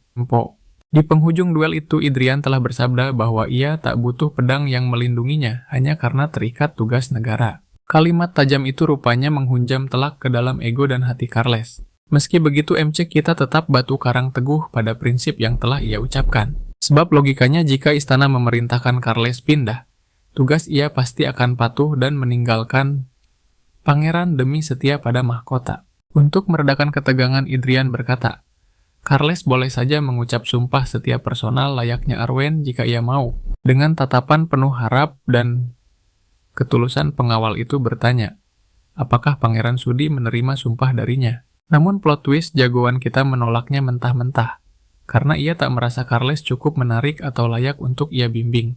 Terdengar seperti komentar remeh, tapi percayalah MC, kita 100% serius dengan standarnya yang tinggi. Ngomong-ngomong, Idrian menerima titah resmi kerajaan masa hukumannya dicabut, dan izin akses ke pesta dansa telah dikembalikan. Yang mengejutkan, pencabutan masa percobaan ini terjadi hampir 2 bulan lebih cepat dari jadwal. Entah angin apa yang membuat raja yang murka itu mendadak luluh. Pangeran tak tahu isi kepala ayahnya dan jujur saja ia masa bodoh dengan status hukumannya. Toh sejak awal, ia memang kaum rebahan yang tak berniat keluar istana, jadi bebas atau tidak rasanya sama saja. Tiba-tiba seorang pelayan membawakan sesuatu yang langsung menyita atensi Idrian. Sebuah undangan eksklusif mendarat untuk pangeran pertama. Pelayan itu menyerahkannya mendesaknya untuk mengintip isinya. Rupanya itu tiket masuk ke pesta sosialita muda sebuah klub elit yang dulu jadi sarang maksiat favorit si pangeran bajingan. Pelayan itu melukiskannya sebagai tempat terkutuk, penuh dengan dosa alkohol dan wanita, tempat yang tak layak bagi manusia beradab. Pangeran kita yang sudah tobat jelas ogah kembali terjerumus ke lubang hitam itu. Tanpa pikir panjang, Idrian menolak mentah-mentah pertemuan sampah itu. Namun matanya menangkap sesuatu di balik kertas. Surat itu tertanda Bernardo dari keluarga Eli, sebuah nama teman lama yang seketika membangkitkan memori sejarah di otaknya. Dari ingatan pamannya, Idrian tahu keluarga Eli adalah pendukung fanatik jantung mana yang telah hancur lebur 1 abad silam. Terbakar rasa penasaran akan nasib keturunan klan tersebut, sang pangeran memutuskan untuk terjun ke acara itu. Dalam hati ia berdoa semoga keluarga temannya itu belum punah sepenuhnya.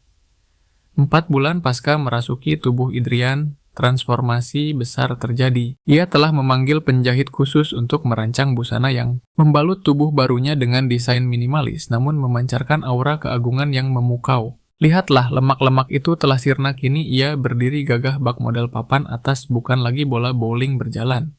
Bahkan ia sendiri pangling melihat cermin. Sementara sang penjahit melongo takjub. Idrian pun memesan 1 setel lagi untuk keperluan istana. Tapi ia meminta penjahit itu menunda sebentar, karena ia yakin otot tubuhnya masih akan terus berevolusi. Adegan berganti kereta kuda melaju membawa pangeran menembus jalanan menuju pesta pertemuan sosial. Idrian sadar posisinya masih rawan dikelilingi pengawal ketat di tengah situasi politik yang memanas. Namun fokusnya teralihkan saat melihat bekas luka mengerikan di leher pelayannya. Itu adalah jejak karya kegagalan masa lalu. Rupanya itu hukuman dari si pangeran babi asli. Idrian merasakan amarah meluap pada pemilik tubuh lamanya yang gemar menyiksa orang hingga trauma. Ironisnya, meski sering melihat wajah itu, ia bahkan tak pernah tahu siapa nama pelayan malang tersebut. Ia pun langsung bertanya, dan terkuaklah nama gadis itu adalah Adelia Byron. Nama Byron langsung menyalakan alarm di kepala Idrian, sebuah keluarga bangsawan yang nyaris terhapus dari catatan sejarah. Di zaman purba sebelum kota-kota berdiri, ras manusia hidup berdampingan dengan entitas lain.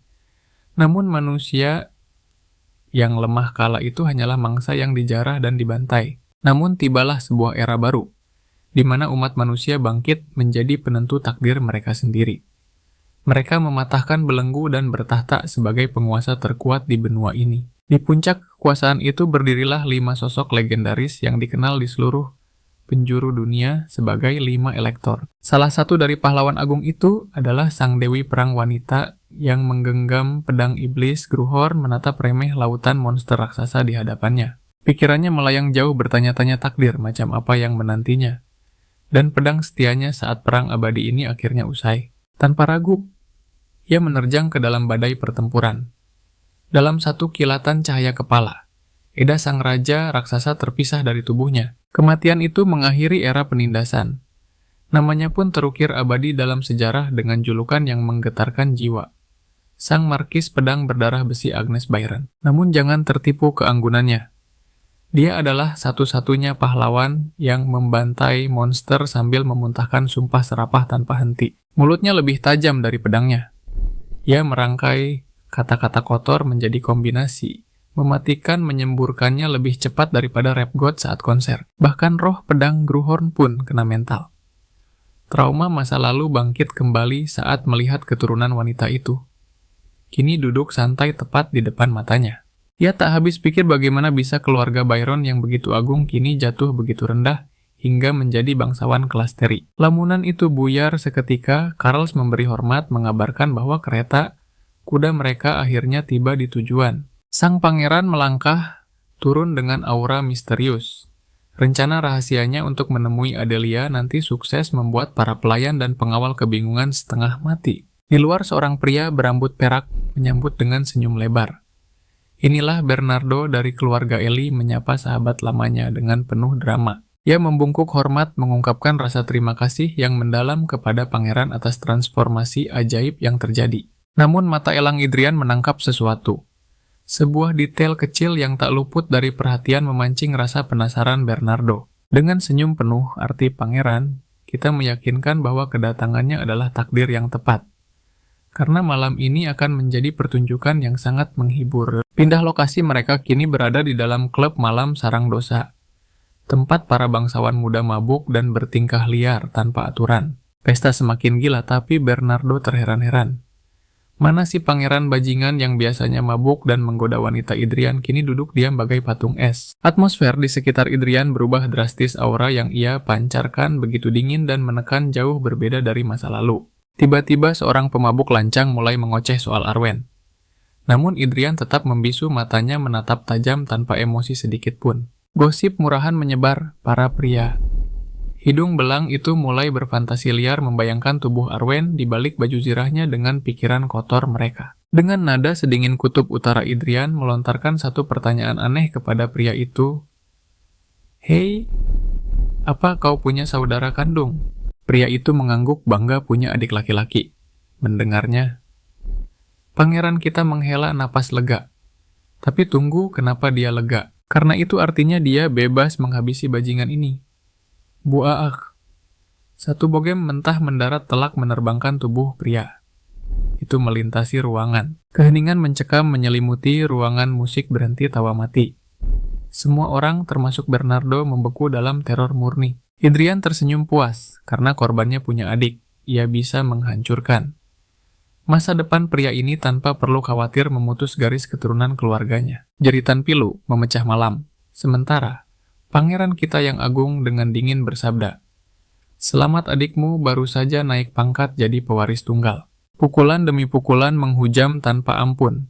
Darah segar membasahi lantai membuat para penonton gemetar ketakutan menyaksikan kekejaman sang pangeran. Si korban yang malang bahkan tak mengerti dosa apa yang ia perbuat hingga dijadikan samsak hidup malam ini. Ini adalah kelas edukasi kilat pangeran, menegaskan meski ia dikenal sebagai sampah, tak ada satupun yang boleh memperlakukannya seperti sampah. Kalimat filosofis yang keluar dari mulutnya membuat otak para pemabuk di sana korslet. Mereka melongo tak paham. Malas menjelaskan, Idrian kembali melayangkan tinjunya. Karena bagi orang bodoh, rasa sakit adalah guru bahasa yang paling efektif. Setelah memberikan kombinasi pukulan maut ala juara dunia tinju, ia menoleh ke arah Bernardo. Teman lamanya itu refleks langsung bersujud mencium lantai. Nyalinya ciut seketika. Bernardo tak mau nasib tubuhnya berakhir tragis seperti pria yang sudah babak belur di sebelahnya. Dengan senyum iblis, pangeran mengingatkan janji manisnya tadi.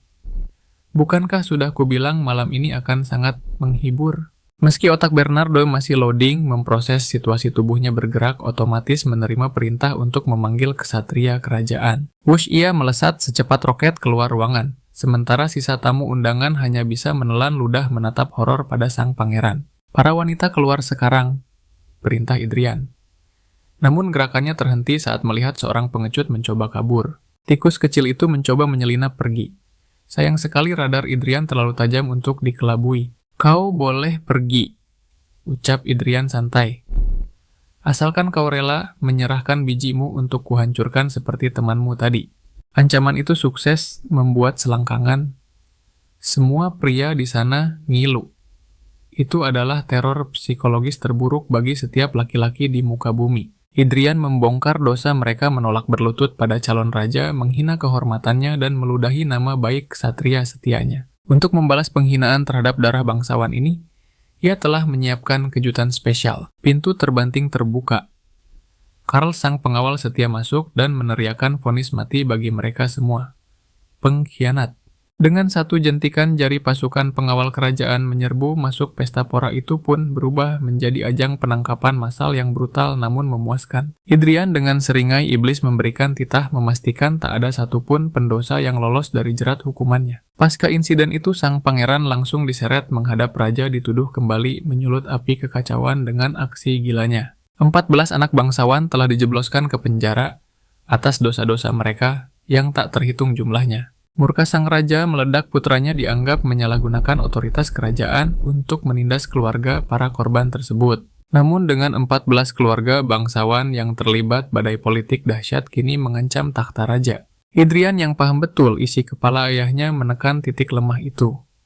Ia menegaskan bahwa mereka hanyalah sampah buangan yang tak layak diselamatkan. Dengan licik, ia justru menyarankan raja mengirim surat pada saudara-saudari para bajingan itu memancing perebutan kekuasaan internal. Termakan hasutan putranya, raja pun mengusirnya pergi. Dan sang pangeran ia melenggang keluar tanpa beban sedikit pun. Sekarang mari kita putar balik waktu ke momen pertemuan takdirnya dengan sang pelayan wanita. Meski Idrian berusaha menenangkan Adelia, gadis malang itu justru menangis histeris bertanya dosa besar apa yang telah ia perbuat. Ia gemetar ketakutan persis seperti anak anjing yang mentalnya telah dihancurkan habis-habisan oleh pangeran terdahulu. Nama keluarganya bahkan tak dianggap di kalangan bangsawan. Keturunan Leonberg pun seolah lupa betapa agungnya nama Byron di masa lalu. Seakan-akan ada tangan tak terlihat yang sengaja menghapus jejak sejarah mereka dari dunia ini. Jasa legendaris Agnes Biren kini tak lagi dikenang. Kejayaan keluarga Byron dianggap telah tamat dan terkubur waktu. Namun mata elang pangeran kita mampu melihat berlian kasar yang tersembunyi dalam bakat berpedang Adelia. Wanita ini adalah pemilik bakat tingkat S yang mengerikan. Ada sifat penjagal yang akan bangkit menggila begitu ia melihat darah. Ditambah lagi sifat penggila perang, tanda bahwa jiwanya terobsesi pada pertempuran dan kehancuran. Ironisnya ia juga memiliki hati rapuh dan naluri pengasuh, menciptakan kontradiksi jiwa yang membuatnya menjadi sosok pasif. Jadi di balik seragam pelayan itu tersimpan potensi ilmu, pedang, dan kemampuan tempur yang tak tertandingi. Masalahnya tak ada satu pun yang bisa menghentikannya jika mode mengamuknya sudah mengambil alih. Pangeran bahkan sempat ragu untuk melepas monster ini ke dunia. Tapi menyia-nyiakan talenta tingkat S adalah sebuah kebodohan. Kuncinya ada pada mentalitas budak, sifat yang memaksanya merasa setia dan bahagia saat melayani tuannya. Memanfaatkan celah itu, Idrian menuntut sumpah setia mutlak darinya mengikat jiwanya sekarang juga. Permintaan yang membingungkan bagi Adelia, bukankah ia memang sudah menjadi pelayannya? Tapi Idrian menginginkan lebih. Ia bukan ingin pelayan, melainkan seorang ksatria yang siap menghunus pedang demi dirinya. Gadis pemalu itu menangis gemetar menolak peran agung yang dirasa terlalu berat untuk bahu rapuhnya. Ia merasa dirinya tak berarti. Namun sang pangeran yang tahu sejarah agung keluarganya berjanji akan menanggung seluruh beban hidupnya. Sebagai gantinya Adelia harus menyerahkan kesetiaan total dan melayani tanpa pernah bertanya, mengapa? Strateginya licik. Jika Adelia tak bisa mengendalikan kegilaannya, maka Idrianlah yang akan memegang tali kekangnya. Awalnya keraguan sempat menyelimuti hati Adelia, apakah Idrian benar-benar akan menepati janjinya untuk melindungi dan menanggung nasib keluarganya. Jawaban sang pangeran bagaikan oase. Ia bahkan menawarkan untuk memboyong keluarga Adelia ke ibu kota agar mereka bisa selalu bersama. Hatinya luluh seketika. Seperti Arwen, ia pun berlutut mengucap sumpah setia abadi kepada pangeran pertama untuk sisa hidupnya. Idrian menyeringai puas rencana besarnya berjalan mulus dan secara resmi mendapatkan bidak setia yang akan patuh tanpa tanya. Ia bahkan bertepuk tangan, wajahnya berseri penuh kemenangan. Namun jauh di lubuk hatinya sang pangeran sedikit was-was. Apakah ia baru saja membuat keputusan yang benar? Idrian teringat akan badai rumor yang menerjang istana sejak ia merasuki tubuh-tubuh terkutuk ini. Orang-orang berbisik ngeri tentang setiap gerak-geriknya, menyebutnya sosok pendiam yang jiwanya tidak stabil. Mereka mengungkit kekejaman pangeran sebelumnya yang hobi menyiksa anak bangsawan dan melempar mereka ke penjara bawah tanah demi hiburan semata. Dan kini muncul skandal terbaru yang menjadi santapan lezat para penggosip istana. Betapa gilanya dia mengangkat seorang pelayan rendahan menjadi ksatria pribadi yang terhormat. Seseorang yang bahkan belum pernah menggenggam pedang Idrian sadar apapun yang ia lakukan dunia akan membencinya karena dosa pemilik tubuh asli. Bahkan keputusan merekrut pelayan sebagai ksatria ini, telah dipelintir menjadi rumor busuk bahwa ia sedang membangun harem pribadi di bawah kedok pasukannya. Yang paling ia benci adalah bagaimana semua orang merasa berhak menghakimi hidup dan pilihan yang ia ambil. Siapa sangka keputusan impulsif mengangkat pelayan menjadi ksatria kini memicu badai yang siap meluluh lantakan segalanya. Rasanya seluruh dunia sedang menahan napas menanti kejatuhannya. Bayangan kemurkaan sang raja menghantuinya siap meledak karena harus membereskan kekacauan putranya lagi. Di telinganya caci maki sang paman sudah berdenging nyaring, merutuki namanya tanpa ampun. Dan si adik sialan itu pasti dia sedang tertawa puas mengejeknya yang sok pintar dan bertingkah superior. Pikiran gelap itu mencekik Idrian, rasa frustrasi dan ketakutan menyatu menyeretnya tenggelam ke dalam samudra keputusasaan. Tiba-tiba bencana lain datang, pelayan masuk membawa kabar kiamat ratu telah tiba. Seketika darah Idrian membeku karena panik. Jantungnya bertalu gila-gilaan. Dalam hati dia menjerit memohon belas kasih para dewa agar memberinya jeda napas barang sedetik saja. Padahal mentalnya sudah remuk dihajar masalah kini. Sang ibu datang menabur garam di atas luka. Habislah sudah. Omelan meluncur deras. Ratu kecewa. Berat mengira putranya sudah tobat, tapi nyatanya malah kembali menjadi sampah masyarakat seperti dulu. Vonis pun dijatuhkan. Sudah saatnya dia berhenti main-main dan terjun ke masyarakat lewat jalan suci bernama pernikahan. Menurut logika sang ratu, satu-satunya cara menjinakkan orang gila yang hobi keluyuran ini adalah dengan merantainya pada seorang istri. Idrian melongo, otaknya gagal memproses. Tapi ratu masa bodoh titahnya adalah hukum mutlak. Suaranya meninggi memancarkan aura dominasi seorang ibu yang tak terbantahkan. Dengar atau kualat. Itulah pesan tersiratnya. Tak ada negosiasi, ratu sudah mengetuk palu takdir, kau harus menikah, titik. Dengan kibasan gaun yang dramatis, ratu pergi. Meninggalkan Idrian yang mematung, jiwanya terguncang hebat, memikirkan nasib suram di depan mata. Idrian lantas memanggil Adelia. Gadis pelayan itu duduk gemetar di hadapan sang pangeran, auranya menciut ketakutan. Setelah mendengar penjelasan rumit dengan suara mencicit, dia bertanya, benarkah orang sepertinya layak memiliki mana? Dengan tatapan sedingin es, Idrian memastikan bukan sembarang sihir, tapi jantung mana yang legendaris akan menjadi miliknya. Energi mulai berkumpul. Idrian memanipulasi mananya sendiri, menenun sebuah jantung baru di dalam tubuh gadis itu. Pikirannya melayang pada sosok yang dilupakan dunia. Sang Ratu Pedang, hanya dia yang masih mengingat keagungan sosok itu. Setiap inci gerakannya terpatri dalam ingatan. Bagaimana pedang itu menari, seolah hidup tunduk penuh pada keanggunan sang legenda. Dia bertekad membangkitkan kembali takdir agung itu dalam diri Adelia. Karena jalan pedang ini adalah hak mutlaknya. Bahkan detak jantung mana sang ratu.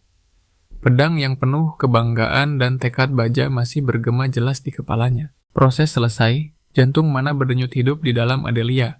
Dan sistem memberikan lampu hijau formasi sempurna. Cahaya emas memancar lembut dari dadanya. Mata Adelia terbelalak terpaku dalam pesona magis yang tak masuk akal. Bibirnya bergetar, membisikkan keraguan, benarkah kekuatan dahsyat ini kini mengalir dalam darahnya? Saat ritual usai, Idrian menjelaskan bahwa itu adalah teknik pemurnian tingkat tinggi. Dia memerintahkan Adelia berlatih keras sampai muntah darah sekalipun. Adelia panik, tapi fokusnya pecah. Saat tubuh Idrian ambruk menghantam tanah lutut, sang pangeran menyerah. Menciptakan jantung mana ternyata memeras habis setiap tetes energi kehidupannya.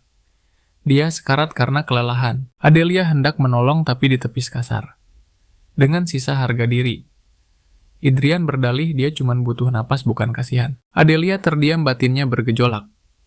Kenapa sosok seagung ini mempertaruhkan nyawa demi pelayan rendahan sepertinya? Kesabaran Idrian habis. Dia tidak butuh sesi curhat dan langsung mengusirnya pergi. Tapi gadis itu membatu. Idrian berbalik dan menyentak. Berhenti menatapku, dengan mata memelas seperti anak anjing terbuang. Seketika Adelia bersujud. Rasa takut bercampur hormat meledak, dia bersumpah, menyerahkan nyawa dan kesetiaan mutlak sampai napas terakhir. Seringai puas muncul di wajah Idrian. Ingat posisimu sebagai budakku.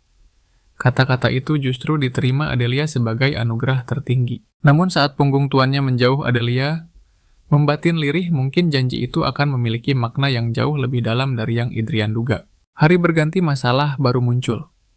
Tangan kanannya datang membawa kabar panas tentang Bernardo Eli. Bernardo telah diseret paksa oleh pengawal kerajaan. Dia dijadikan saksi kunci dalam insiden yang menggemparkan istana. Perintah resmi turun dari langit.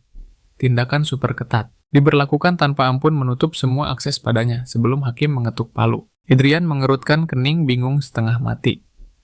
Sejak kapan dunia ini peduli hukum? Apa dia harus ikut terseret dalam drama persidangan ini? Dengan tenang kesatrianya menjawab, bangsawan haram menjadi saksi. Mendengarnya beban berat di pundak Idrian lenyap seketika. Tapi rasa tidak nyaman merayap naik. Kenapa tiba-tiba mereka membesar-besarkan persidangan ini seolah nasib kerajaan sedang dipertaruhkan? Di tengah obrolan mata tajam, Idrian tiba-tiba beralih mengunci sosok Adelia dan bertanya, bagaimana perasaannya belakangan ini? Gadis yang malang itu seketika membeku. Benar-benar tidak menyangka sorotan sang pangeran akan jatuh padanya. Idrian menatap tajam. Bagaimana aliran manamu? Apakah intinya sudah stabil? Adelia mengangguk mantap menjawab bahwa semuanya terkendali. Tanpa keraguan sedikit pun, Idrian bangkit berdiri. Mulai detik ini dia akan turun tangan langsung dalam pelatihan gadis itu. Ganti pakaianmu dan temui aku di arena sekarang. Perintahnya dingin membiarkan kain pembersih itu tergeletak begitu saja. Karena mulai hari ini takdirnya bukan lagi seorang pelayan, melainkan seorang kesatria. Di tengah arena latihan, Idrian melakukan peregangan ringan dengan santai. Namun belum sempat dia memulai rutinitas utamanya, sesosok pengganggu datang menyela. Itu pamannya Belhard. Idrian menjawab sapaannya dengan nada ketus, jelas menunjukkan bahwa dia tidak punya energi untuk meladeni drama keluarga hari ini. Matanya justru terpaku pada pemandangan lain, pada sosok gadis yang sedang berlari mati-matian berjuang menaklukkan luasnya lapangan. Paman sudah dengar desas-desus itu? Tanya Idrian santai sebelum menjatuhkan bom. Aku akan menempa dia menjadi senjata seorang kesatria. Pernyataan itu sukses membakar sumbu amarah Belhard dalam sekejap. Dia langsung menyemburkan api kemarahan, menuduh Idrian bertindak gila memaksa gadis lemah ke medan perang dan membuang waktu berharga untuk fantasi bodoh. Berhenti mengurusi hidupku seperti orang kurang kerjaan. Balas Idrian tajam memotong ocehan itu tanpa ampun. Perdebatan mereka memanas, kata-kata setajam belati saling beradu hingga akhirnya Adelia menyelesaikan putaran ke-10 dan ambruk mencium tanah. Belhard bahkan tak sudi meliriknya seolah gadis itu hanyalah debu. Napas Adelia memburu hebat, tubuhnya gemetar saat dia memohon ampun atas kelemahannya. Namun Idrian segera memotong, lupakan soal lari itu. Dia melangkah maju menyodorkan pedang kayu ke tangan gadis itu. Hari ini pelajaran sesungguhnya dimulai kuda-kuda dasar. Idrian memperagakan gerakan sederhana, namun mematikan penuh presisi dan kekokohan, lalu memerintahkan Adelia untuk menirunya. Apa yang terjadi detik berikutnya membuat waktu seakan berhenti bagi mereka yang menyaksikan. Adelia mulai bergerak bukan sebagai pemula, tapi layaknya penari pedang yang agung, langkahnya mengalir seperti air posturnya. Sempurna tanpa celah. Bilah pedangnya membelah udara dengan keanggunan yang mengerikan, Belhard dan Idrian terpaku tak percaya gadis itu menyalin teknik sempurna hanya dalam sekali lihat. Setelah tarian pedangnya usai, dia menatap dengan mata polos dan bertanya lembut, "Tuan, usaha kamu? Apakah caraku benar?" Dingin yang menusuk seketika merayapi punggung Idrian. Untuk pertama kalinya rasa takut mencengkeram jiwanya. Bakat gadis ini adalah monster. Dengan kecepatan ini dia akan melampaui Idrian dalam sekejap mata. Pikirannya bergejolak pahit menyadari bahwa rantai kendali hanya bekerja jika yang lemah takut pada yang kuat. Jika Adelia tumbuh melampaui dirinya, dia bisa menjadi ancaman, namun lamunannya pecah. Saat melihat mata, Belhard menatap Adelia dengan kilatan nafsu serakah. Naluri kepemilikannya tersentil. Idrian melangkah maju menyenggol pamannya dengan peringatan keras.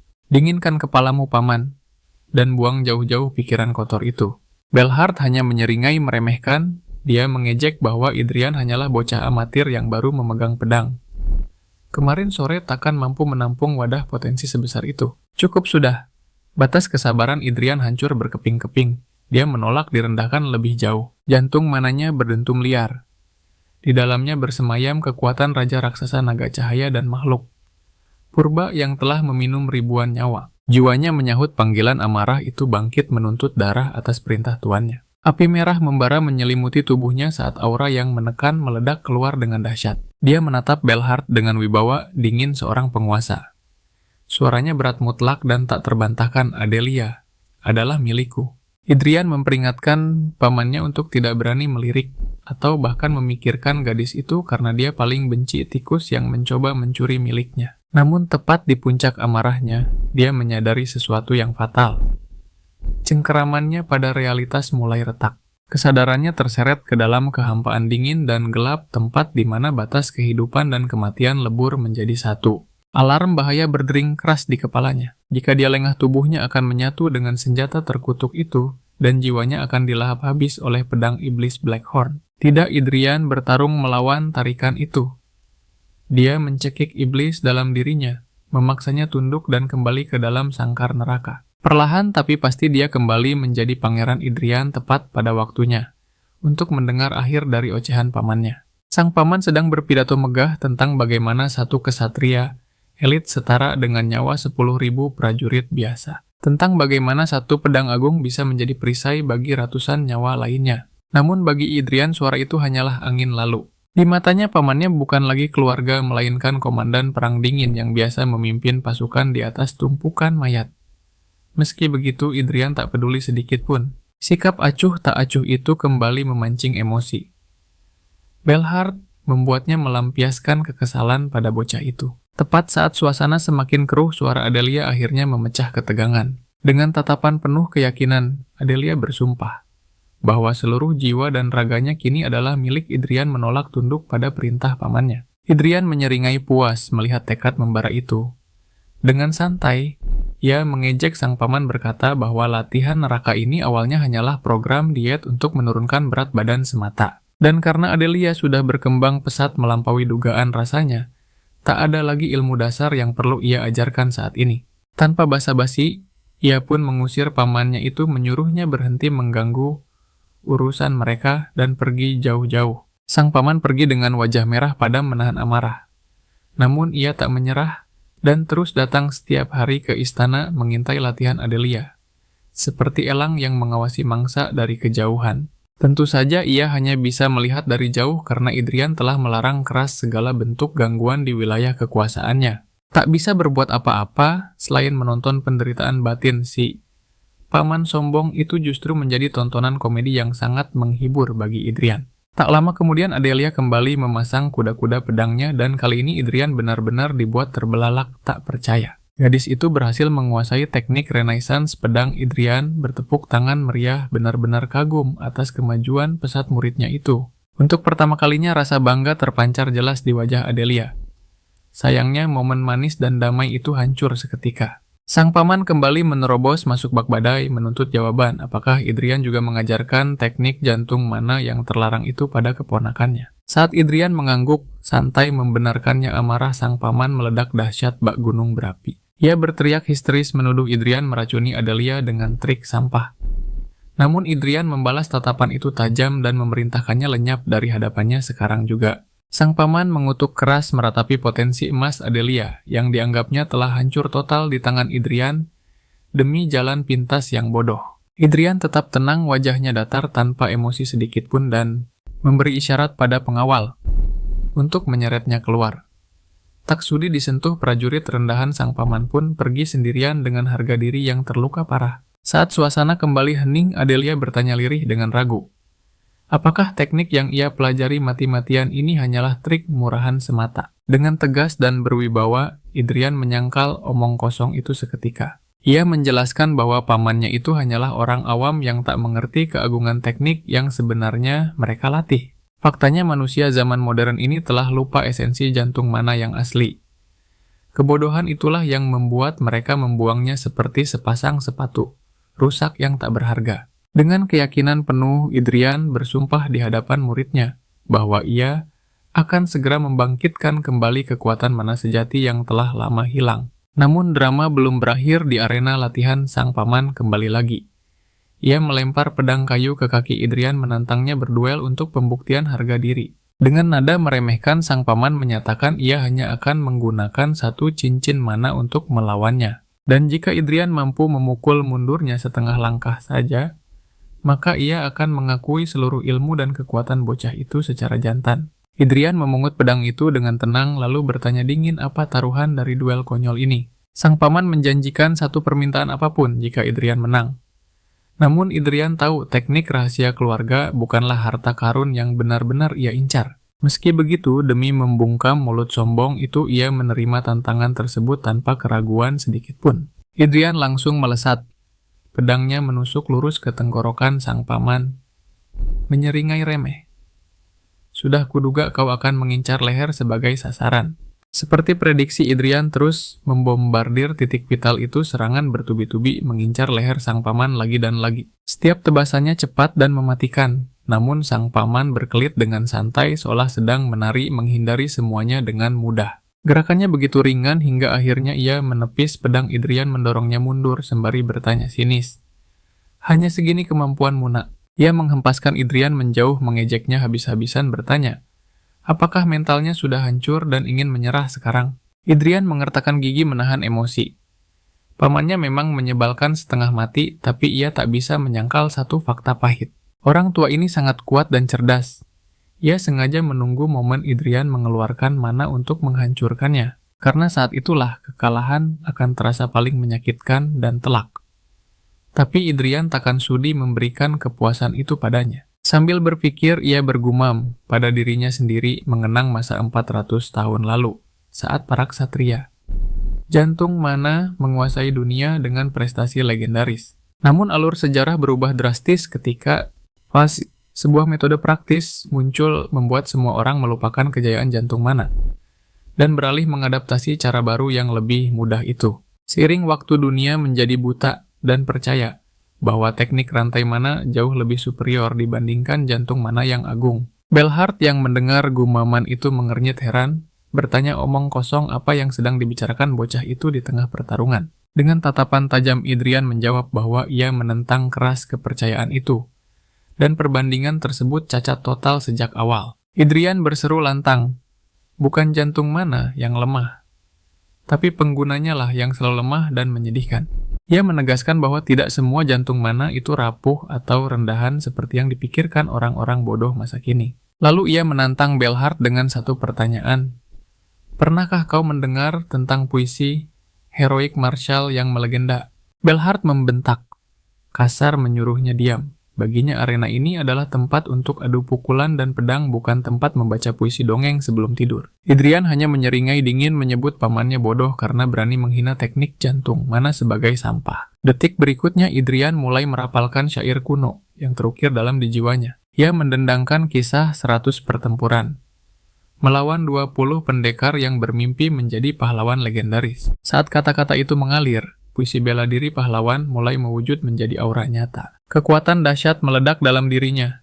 Energi kemenangan mengalir deras ke tubuh lengan hingga ujung pedangnya. Bilah pedangnya berpendar menjawab panggilan syair itu dengan cahaya yang kian menyilaukan. Ding G.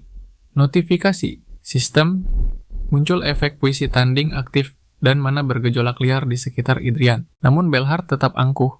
Ia mencibir bahwa semua usaha itu hanyalah tarian sia-sia. Selama kau mengandalkan jantung mana rendahan itu, kau takkan pernah menembus rantai manaku. Idrian menerjang. Namun Belhard menghindar santai membiarkan tekanan rantai mana memukul mundur aliran jantung mana Idrian. Tapi mereka tidak tahu, demi menguasai satu bait syair ini, Idrian telah berlatih 100 kali lipat menahan tekanan. Rantai mana 1000 kali merasakan 1000 gelombang serangan lawan. Dia menebaskan pedangnya melepaskan kekuatan Stein yang mematikan. Pedangnya kini sempurna, serangan kedua melesat. Belhard menghindar lagi tapi Idrian terus membombardir tanpa ampun. Dan untuk pertama kalinya, bayangan ketakutan melintas di wajah Belhard. Belhard mengerahkan tenaga penuh untuk melemparnya. Bocah sombong, beraninya kau menyamakan semua jantung mana. Boom, pedangnya menghantam tanah menciptakan ledakan yang menghempaskan Idrian keras ke dinding. Belhard mendengus menyatakan bahwa ia sudah muak dengan permainan anak-anak ini. Dengan angkuh ia memproklamirkan bahwa pertarungan telah usai dan kemenangannya mutlak. Namun Idrian sadar, poin pahlawan saja tak cukup. Ia bertumpu pada pedangnya bangkit kembali sambil menguak sejarah 4 abad silam. Ia mengungkapkan dosa fatal para pendahulu Atria. Mereka terlalu kuat hingga tak menyisakan satupun musuh bagi keturunan mereka. Mereka pikir warisan itu abadi. Namun dunia baru ini telah melupakan nyanyian naga dan raja raksasa, mengubah sejarah agung itu menjadi sekadar dongeng pengantar tidur yang mustahil. Belhard menutup telinga.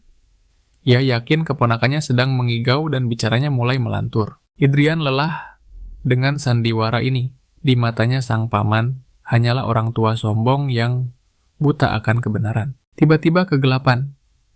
Iblis pedang Blackhorn bangkit bagai badai di sorot mata Idrian. Jika kau tak paham kekuatan sejati, biar kuajarkan. Tangan iblis itu kini menguasai tubuh dan jiwanya sepenuhnya. Ia mulai melantunkan puisi pembantai naga. Tubuhnya bergetar menahan beban kekuatan yang mengerikan. Meski sebagian bait hilang karena batasan peringkat 1 bait terkuat masih tersisa dan siap meledak. Idrian merapalkan mantra itu berulang kali. Energi murninya menghantam Belhard bagaikan palu godam. Idrian menerjang. Dan saat itulah insting kematian menyergap Belhard. Sial, aku bisa mati. Di Huarir, ledakan dahsyat meletus melempar tubuh Idrian hingga terjerembab ke tanah. Saat debu sirna terungkaplah kelicikan Belhard. Bukan satu cincin tapi pentagon cincin, penuh. Namun Idrian justru tersenyum puas. Meski 4 cincin aktif pedangnya tak tergores sedikit pun. Bilah itu membelah mana cincin dengan keagungan jantung mana. Idrian bangkit berdiri tegak membuat Belhard ternganga dalam kebingungan total. Mana cincinnya gagal menekan jantung. Mana Idrian menatap tajam pamannya dan berucap dingin. Kau sudah kalah. Namun kemudian dampak nyanyian naga itu menghantam balik tubuh manusia Idrian yang rapuh. Dia mencengkeram spray menggertakkan gigi menahan nyeri mengutuk Gesta Sanctorum sialan itu. Rasa sakit ini adalah harga mahal karena memaksakan puisi naga yang terpenggal. Tubuhnya terasa remuk, redam, hancur lebur. Tapi ia tahu semua risiko ini sepadan. Ini kemenangan bela diri pertamanya yang diraih dengan tangan sendiri. Kebanggaan membuncah saat ia merapalkan puisi itu dalam hati. Notifikasi muncul. Peringkat dewa duelnya naik. Cukup untuk menghadapi pangeran ketiga nanti. Tiba-tiba Adelia menerobos masuk. Wajahnya berseri-seri penuh kelegaan melihat tuannya sadar. Dia bercerita dengan antusias. Katanya Ratu mengamuk hebat pada Belhard saat Idrian pingsan kemarahan yang belum pernah terjadi sebelumnya. Di dalam lubuk hatinya Adrian diam-diam tersenyum puas.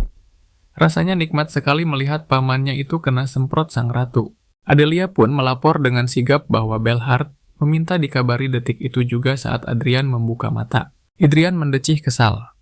Dia segera berbaring kembali dan menyuruh Adelia berbohong bilang saja dia butuh ketenangan total untuk istirahat. Dia sadar betul jika jiwanya yang retak.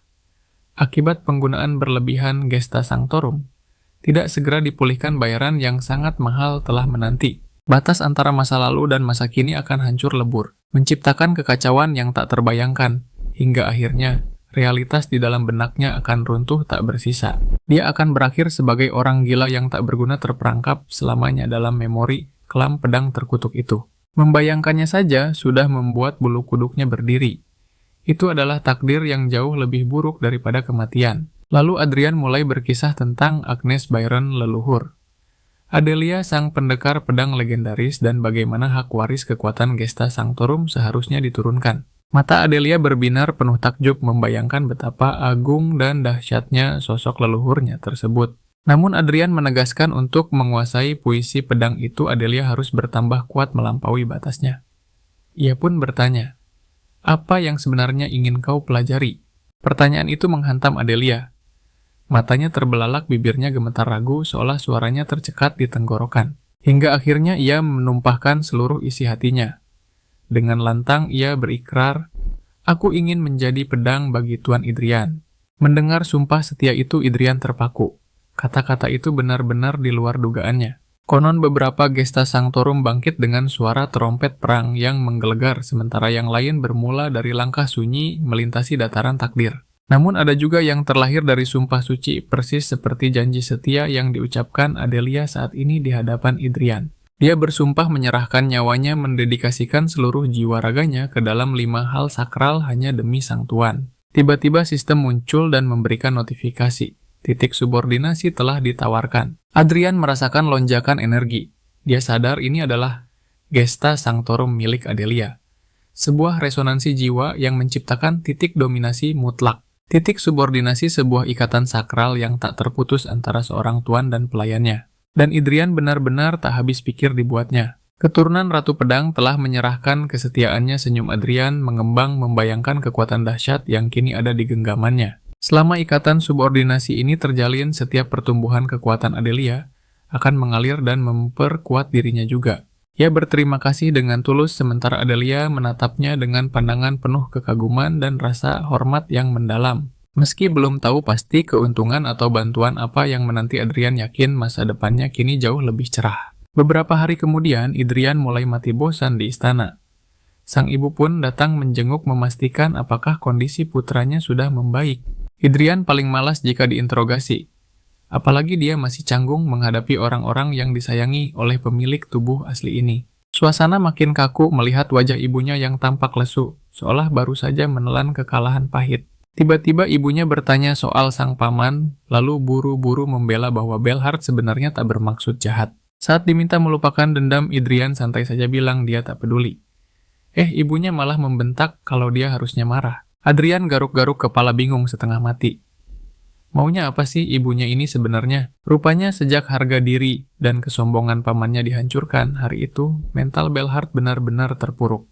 Iblis hati telah tertanam di pikiran pamannya. Jika Belhard gagal mengatasinya, iblis itu akan tumbuh dan menghancurkan kekuatan bela dirinya selamanya. Namun bagi Adrian, itu sama sekali bukan urusannya. Itu adalah kerugian dan ujian yang harus ditanggung pamannya sendiri. Ibunya menjelaskan bahwa Belhard seumur hidup hanya tahu soal pedang membuatnya tumpul dan kasar dalam berpikir layaknya prajurit kaku. Tapi ternyata Belhard mulai menyukai Adrian. Dia bahkan yang memohon secara pribadi pada raja agar hukuman kurungan Adrian dicabut lebih awal. Sialnya begitu bebas, Adrian malah mengamuk hebat dan membuat posisi pamannya terjepit di hadapan kerajaan. Adrian sadar pamannya berhak marah. Tapi dasar gengsi dia tetap bersikap masa bodoh, seperti anak manja yang tak tahu diuntung. Di tengah masa pemulihan datanglah musibah baru.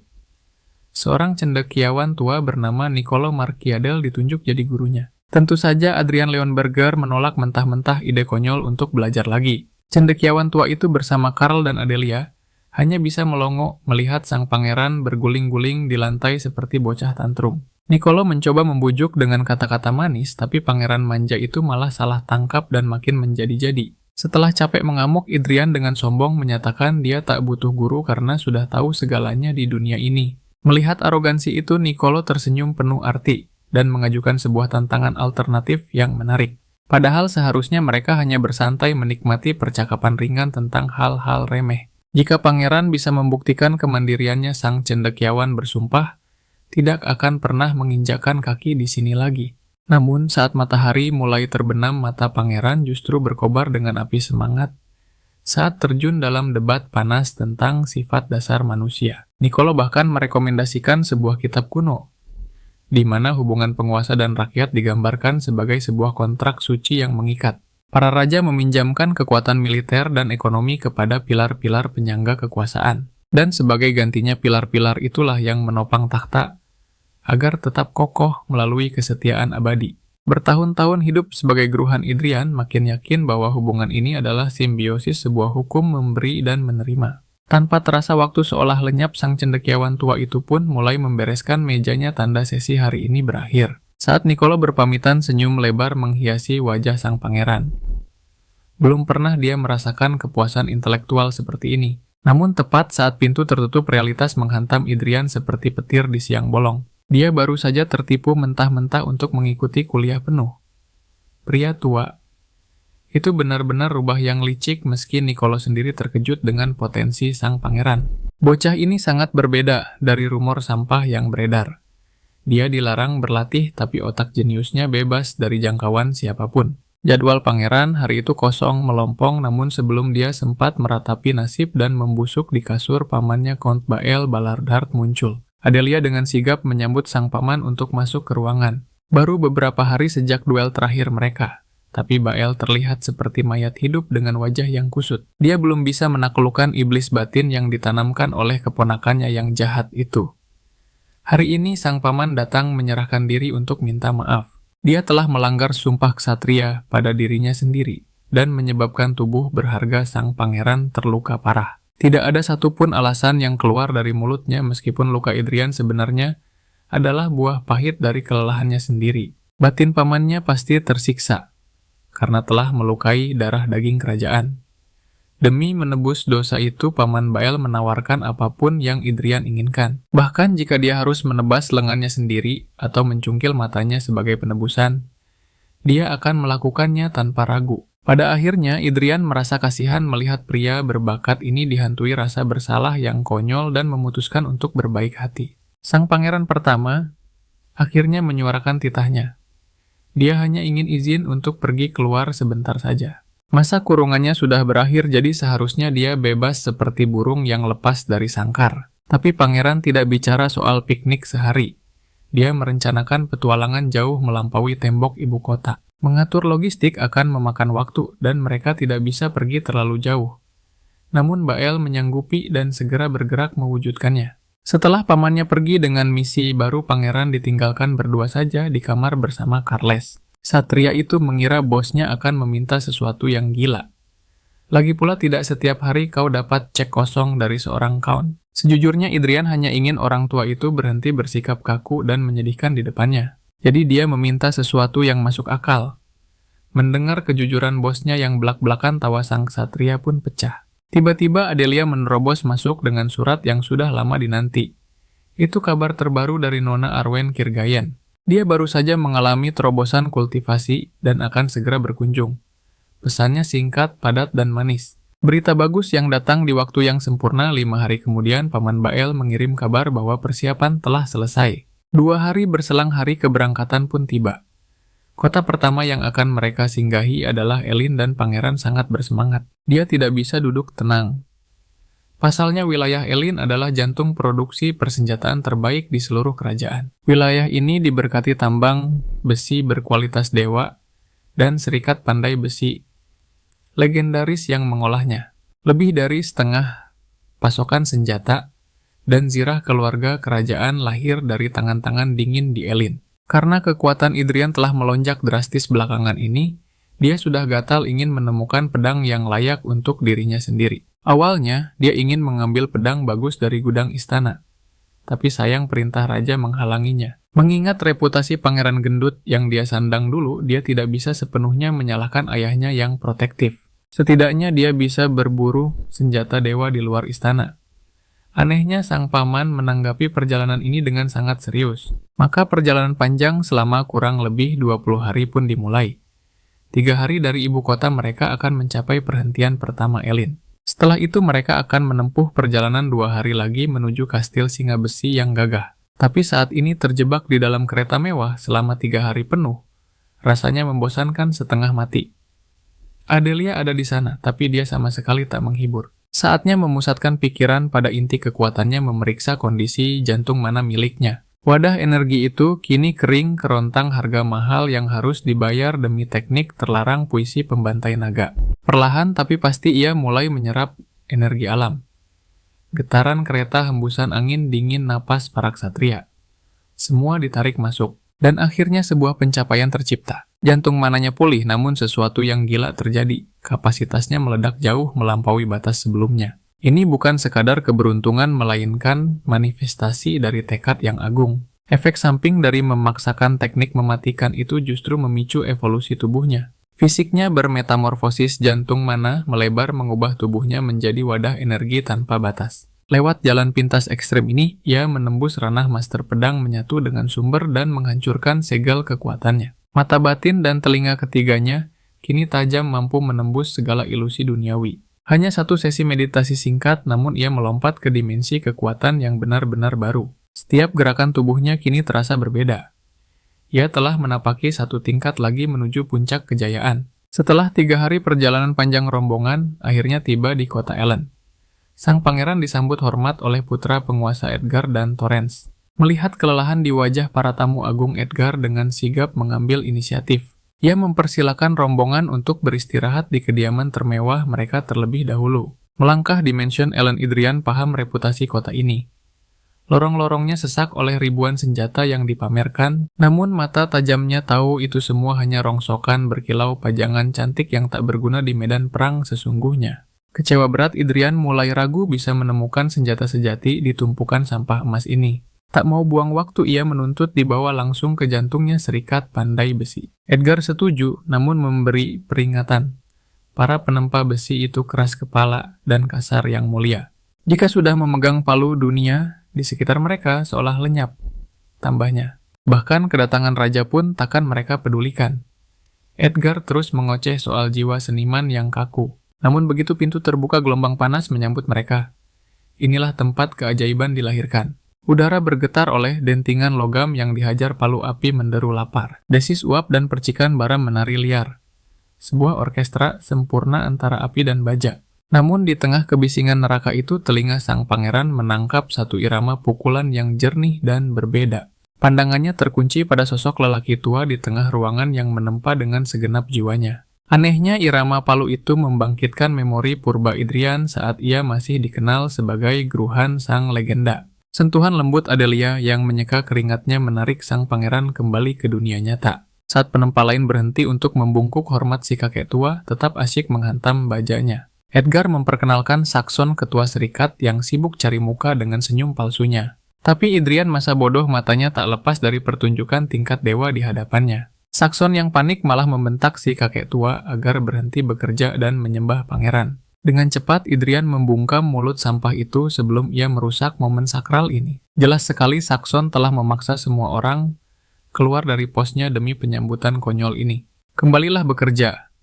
Perintah Adrian memberikan penghormatan tertinggi pada para seniman besi itu. Suasana bengkel kembali hidup dan sang pangeran kembali hanyut dalam tontonan istimewa itu. Ia terpaku menatap otot tua yang mengayunkan palu menghantam baja pijar tanpa henti. Adrian tersihir, ia merasa berdiri di tengah dunia yang sedang ditempa oleh api yang membara. Seumur hidupnya belum pernah ia merasakan sensasi getaran jiwa sekuat ini. Saat mereka keluar, Edgar mengungkap fakta gila. Kakek itu menempa dan melelehkan pedang yang sama selama 6 bulan. Padahal setiap bilah yang ia buat sudah setara harta karun legendaris. Julukan ahli tempa bukan omong kosong. Karyanya tak pernah cacat sedikit pun. Namun ia terus melelehkannya kembali. Sebulan ini ia bahkan lupa caranya tidur. Dedikasinya mengerikan. Di usianya yang senja, ia mempertaruhkan nyawa demi mengejar kesempurnaan mutlak. Beberapa hari di Ellen berlalu dalam keheningan yang disiplin. Sang pangeran menjadikan bengkel itu kuilnya datang saat fajar menyingsing dan baru kembali ketika bulan telah tinggi. Dia hanya berdiri di sana menjadi saksi bisu saat sang empu menempa jiwa ke dalam baja dengan intensitas yang membakar. Bertentangan dengan reputasinya yang menakutkan, kehadiran pangeran pertama tidak membawa badai melainkan ketenangan yang aneh. Namun waktu tidak menunggu siapapun. Masa tinggal di Elan akhirnya mencapai penghujungnya. Di hari keberangkatan, palu sang empu berdentum lebih keras dari biasanya, seolah berpacu dengan takdir.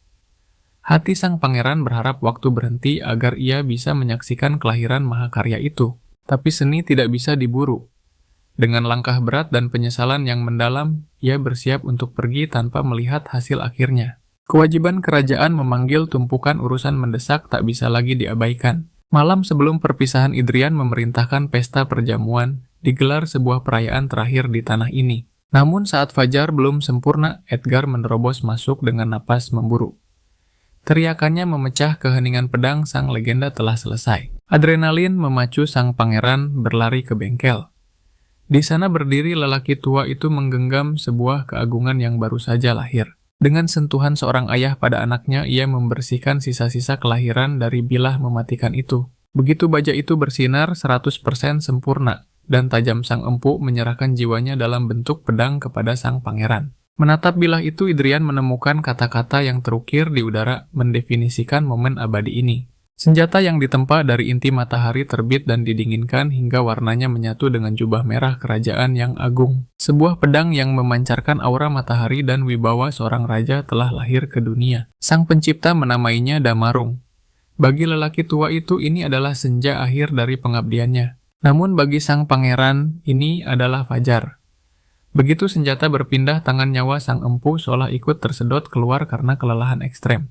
Tubuhnya limbung. Dengan sigap sang pangeran, menangkap tubuh rapuh yang telah memberikan segalanya itu sebelum menghantam lantai. Denyut nadinya memudar lemah. Adrian membuang jadwalnya, memutuskan untuk menunda keberangkatan demi satu malam terakhir di Elan. Di ambang kematian, lelaki tua itu mengenang saat matanya menangkap tatapan sang pangeran yang mengawasi karyanya dengan penuh hormat. Sejak hari pertama itu, bentuk pedang ini terukir di benaknya seolah takdir sendiri yang menuntun palunya. Pedang itu memilih sendiri kapan ia ingin dilahirkan.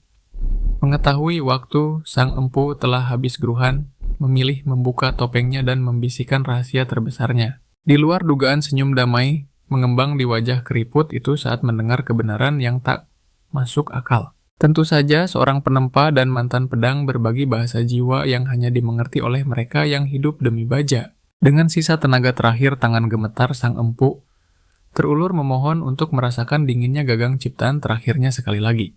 Sebuah berkat dibisikkan doa agar bilah ini menjadi legenda yang setara dengan kehebatan pemilik masa lalunya. Adrian bersumpah akan mewujudkannya. Dan saat janji itu terucap, napas terakhir sang maestro pun berhembus pergi. Matahari baru terbit ketika Edgar kembali berlari. Matanya berbinar licik menatap Damarung, pedang yang ditempa dengan nyawa manusia. Dengan lidah berbisa ia mencoba meracuni pikiran sang pangeran, menyebut karya sang empu tak layak pakai dan memaksanya menggunakan pedang sihir saja. Meski bukan pusaka tingkat dewa, pedang sihir yang disodorkan Edgar setidaknya memiliki kualitas menengah yang cukup menggoda. Mengetahui akal bulus Edgar, sang pangeran tersenyum miring. Ia menyambar pedang sihir itu tanpa melepaskan damarung. Agar si rubah licik tidak bisa protes, ia membungkamnya dengan kartu as menuntut loyalitas mutlak keluarga El pada mahkota. Skakmat bangsawan licik itu hanya bisa menelan kerugiannya bulat-bulat sambil memaksakan senyum tenang. Niat hati memancing ikan besar dengan umpan mahal. Ia malah kehilangan umpan dan ikannya sekaligus. Dua senjata berharga melayang gratis. Tanpa membuang waktu lagi, roda karavan mulai berputar meninggalkan kota penuh kenangan itu. Kavaleri memacu kuda di garis depan dengan kecepatan penuh, sementara infanteri mengikuti dengan ritme yang teratur. Mereka harus membalap waktu, memacu adrenalin untuk menebus setiap detik keterlambatan. Di tengah perjalanan, ia berpapasan dengan paman balai, sosok yang wajahnya hampir terlupakan selama kesibukan tugas di Elan. Target terkunci. Mulai sekarang mereka akan berkuda secepat kilat untuk mencapai benteng singa besi sebelum kegelapan total menyelimuti. Namun ada satu plot twist yang lucu. Sang pangeran tidak tahu cara menunggang kuda. Dia dulunya sebilah pedang ingat. Mana mungkin benda mati belajar berkuda. Perjalanan menuju kastil singa. Besi seketika berubah menjadi sirkus bencana. Tidak ada pilihan lain, ia harus belajar mengendalikan binatang ini sambil mempertaruhkan nyawanya di jalanan. Pemandangan itu penuh dengan muntahan kuda yang berjingkrak gila, dan manuver-manuver maut yang seharusnya bisa dihindari. Meski rencana perjalanan setengah hari molor, menjadi satu hari penuh penyiksaan, mereka akhirnya melihat gerbang tujuan dengan tubuh remuk redam. Dan di sana wibawa singa besi dari keluarga Bull Rodin telah menanti menyambut darah bangsawan Leon Burger dengan kemegahan yang pantas. Ganasnya aura para singa ini benar-benar melampaui dugaan. Tapi alasannya sih sudah pasti ketebak. Jelas saja mereka ngamuk tak rela Dewi pujaan hatinya dicuri oleh si pangeran pemboros ini. Berpikir akan sangat menghibur jika bermain-main dengan para singa, Idrian melangkah penuh percaya diri menghampiri Arwen. Saat berhadapan, ia berlutut memberi hormat agung pada tuannya.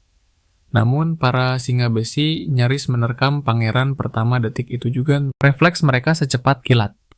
Tapi Adelia Burns tak kalah cepat. Jika Adelia lepas kendali, karena aura permusuhan ini bencana akan terjadi.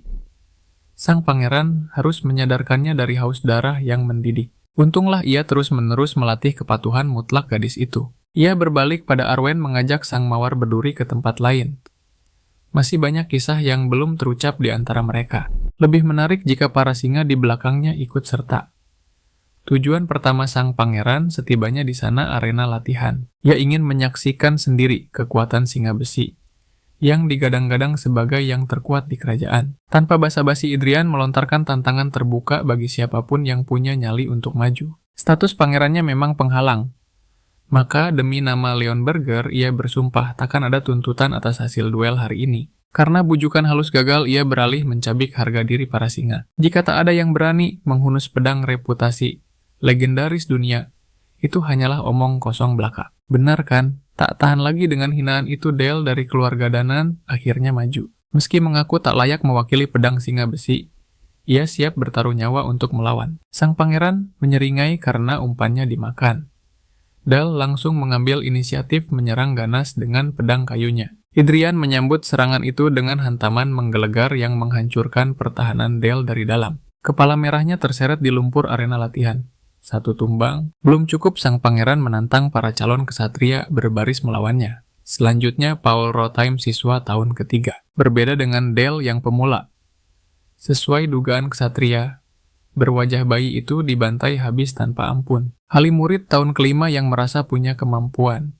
Ternyata sampah. Judith menyusul dan sang pangeran memberinya hak yang sama kekalahan telak dalam pertarungan. Semua utusan singa besi yang angkuh itu dipermalukan secara spektakuler sepanjang setengah hari. Tak ada satu goresan pun di tubuh Idrian bosan dengan murid sang pangeran gatal mengusik anggota resmi Ordo Ksatria. Demi memancing keributan lebih besar, ia berseru lantang bahwa Arwen akan pulang bersamanya. Sang mawar berduri tak ragu sedikit pun tunduk menerima kehendak tuannya. Provokasi sederhana ini sukses membuat satu anggota resmi Singa Besi bangkit dan bersuara. Ksatria itu pernah mendengar kegemaran judi sang pangeran.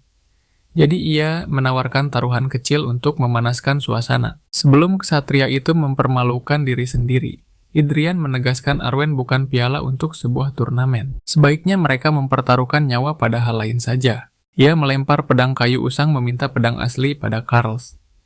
Pangeran menghunus pedang sihir dan mempertaruhkannya demi duel. Siapapun yang bermata jeli tahu pedang sihir itu adalah harta karun tak ternilai. Arwen yang gelisah mencoba mengajukan diri sebagai hadiah. Namun bagi Idrian nilainya ribuan kali lipat dari sebilah pedang. Nilai seorang calon master pedang tak sebanding dengan baja tempa manapun. Dunham dari keluarga Fahrenheit menerima tantangan kesatria resmi Singa Besi yang nyaris menembus rantai mana ketiga. Ia adalah petarung rantai, 2 tingkat puncak senjatanya. Bilah ke-17 ciptaan sang empu legendaris. Demi keadilan, ia pun bersedia mempertaruhkan pusaka berharga ini dalam duel 1 lawan 1. Menanggapi keseriusan pertarungan ini, sang pangeran memutuskan menggunakan senjata andalannya di tangannya karya pertama sekaligus terakhir sang empu yang baru selesai. Ia mulai memanaskan rantai mananya. Meski tak setuju dengan jalan pedang, sang pangeran Dunham mengakui kerasnya usaha di balik kekuatan itu. Sebagai bentuk penghormatan, Dunham bersumpah mengerahkan seluruh kemampuannya dalam duel ini. Idrian muak mendengar orang-orang seenaknya menyebut jantung mananya sebagai jalan sesat. Ia sadar penghormatan yang ditujukan padanya seharusnya milik orang-orangnya yang telah bekerja keras. Sang pangeran memerintahkan Adelia, pelayan yang dilatih jadi ksatria, untuk mengamati momen ini lekat-lekat. Inilah jalan yang akan mereka tempuh berdua. Terguncang oleh aura tuannya. Tanpa sadar Adelia menyelaraskan frekuensi mananya dari belakang.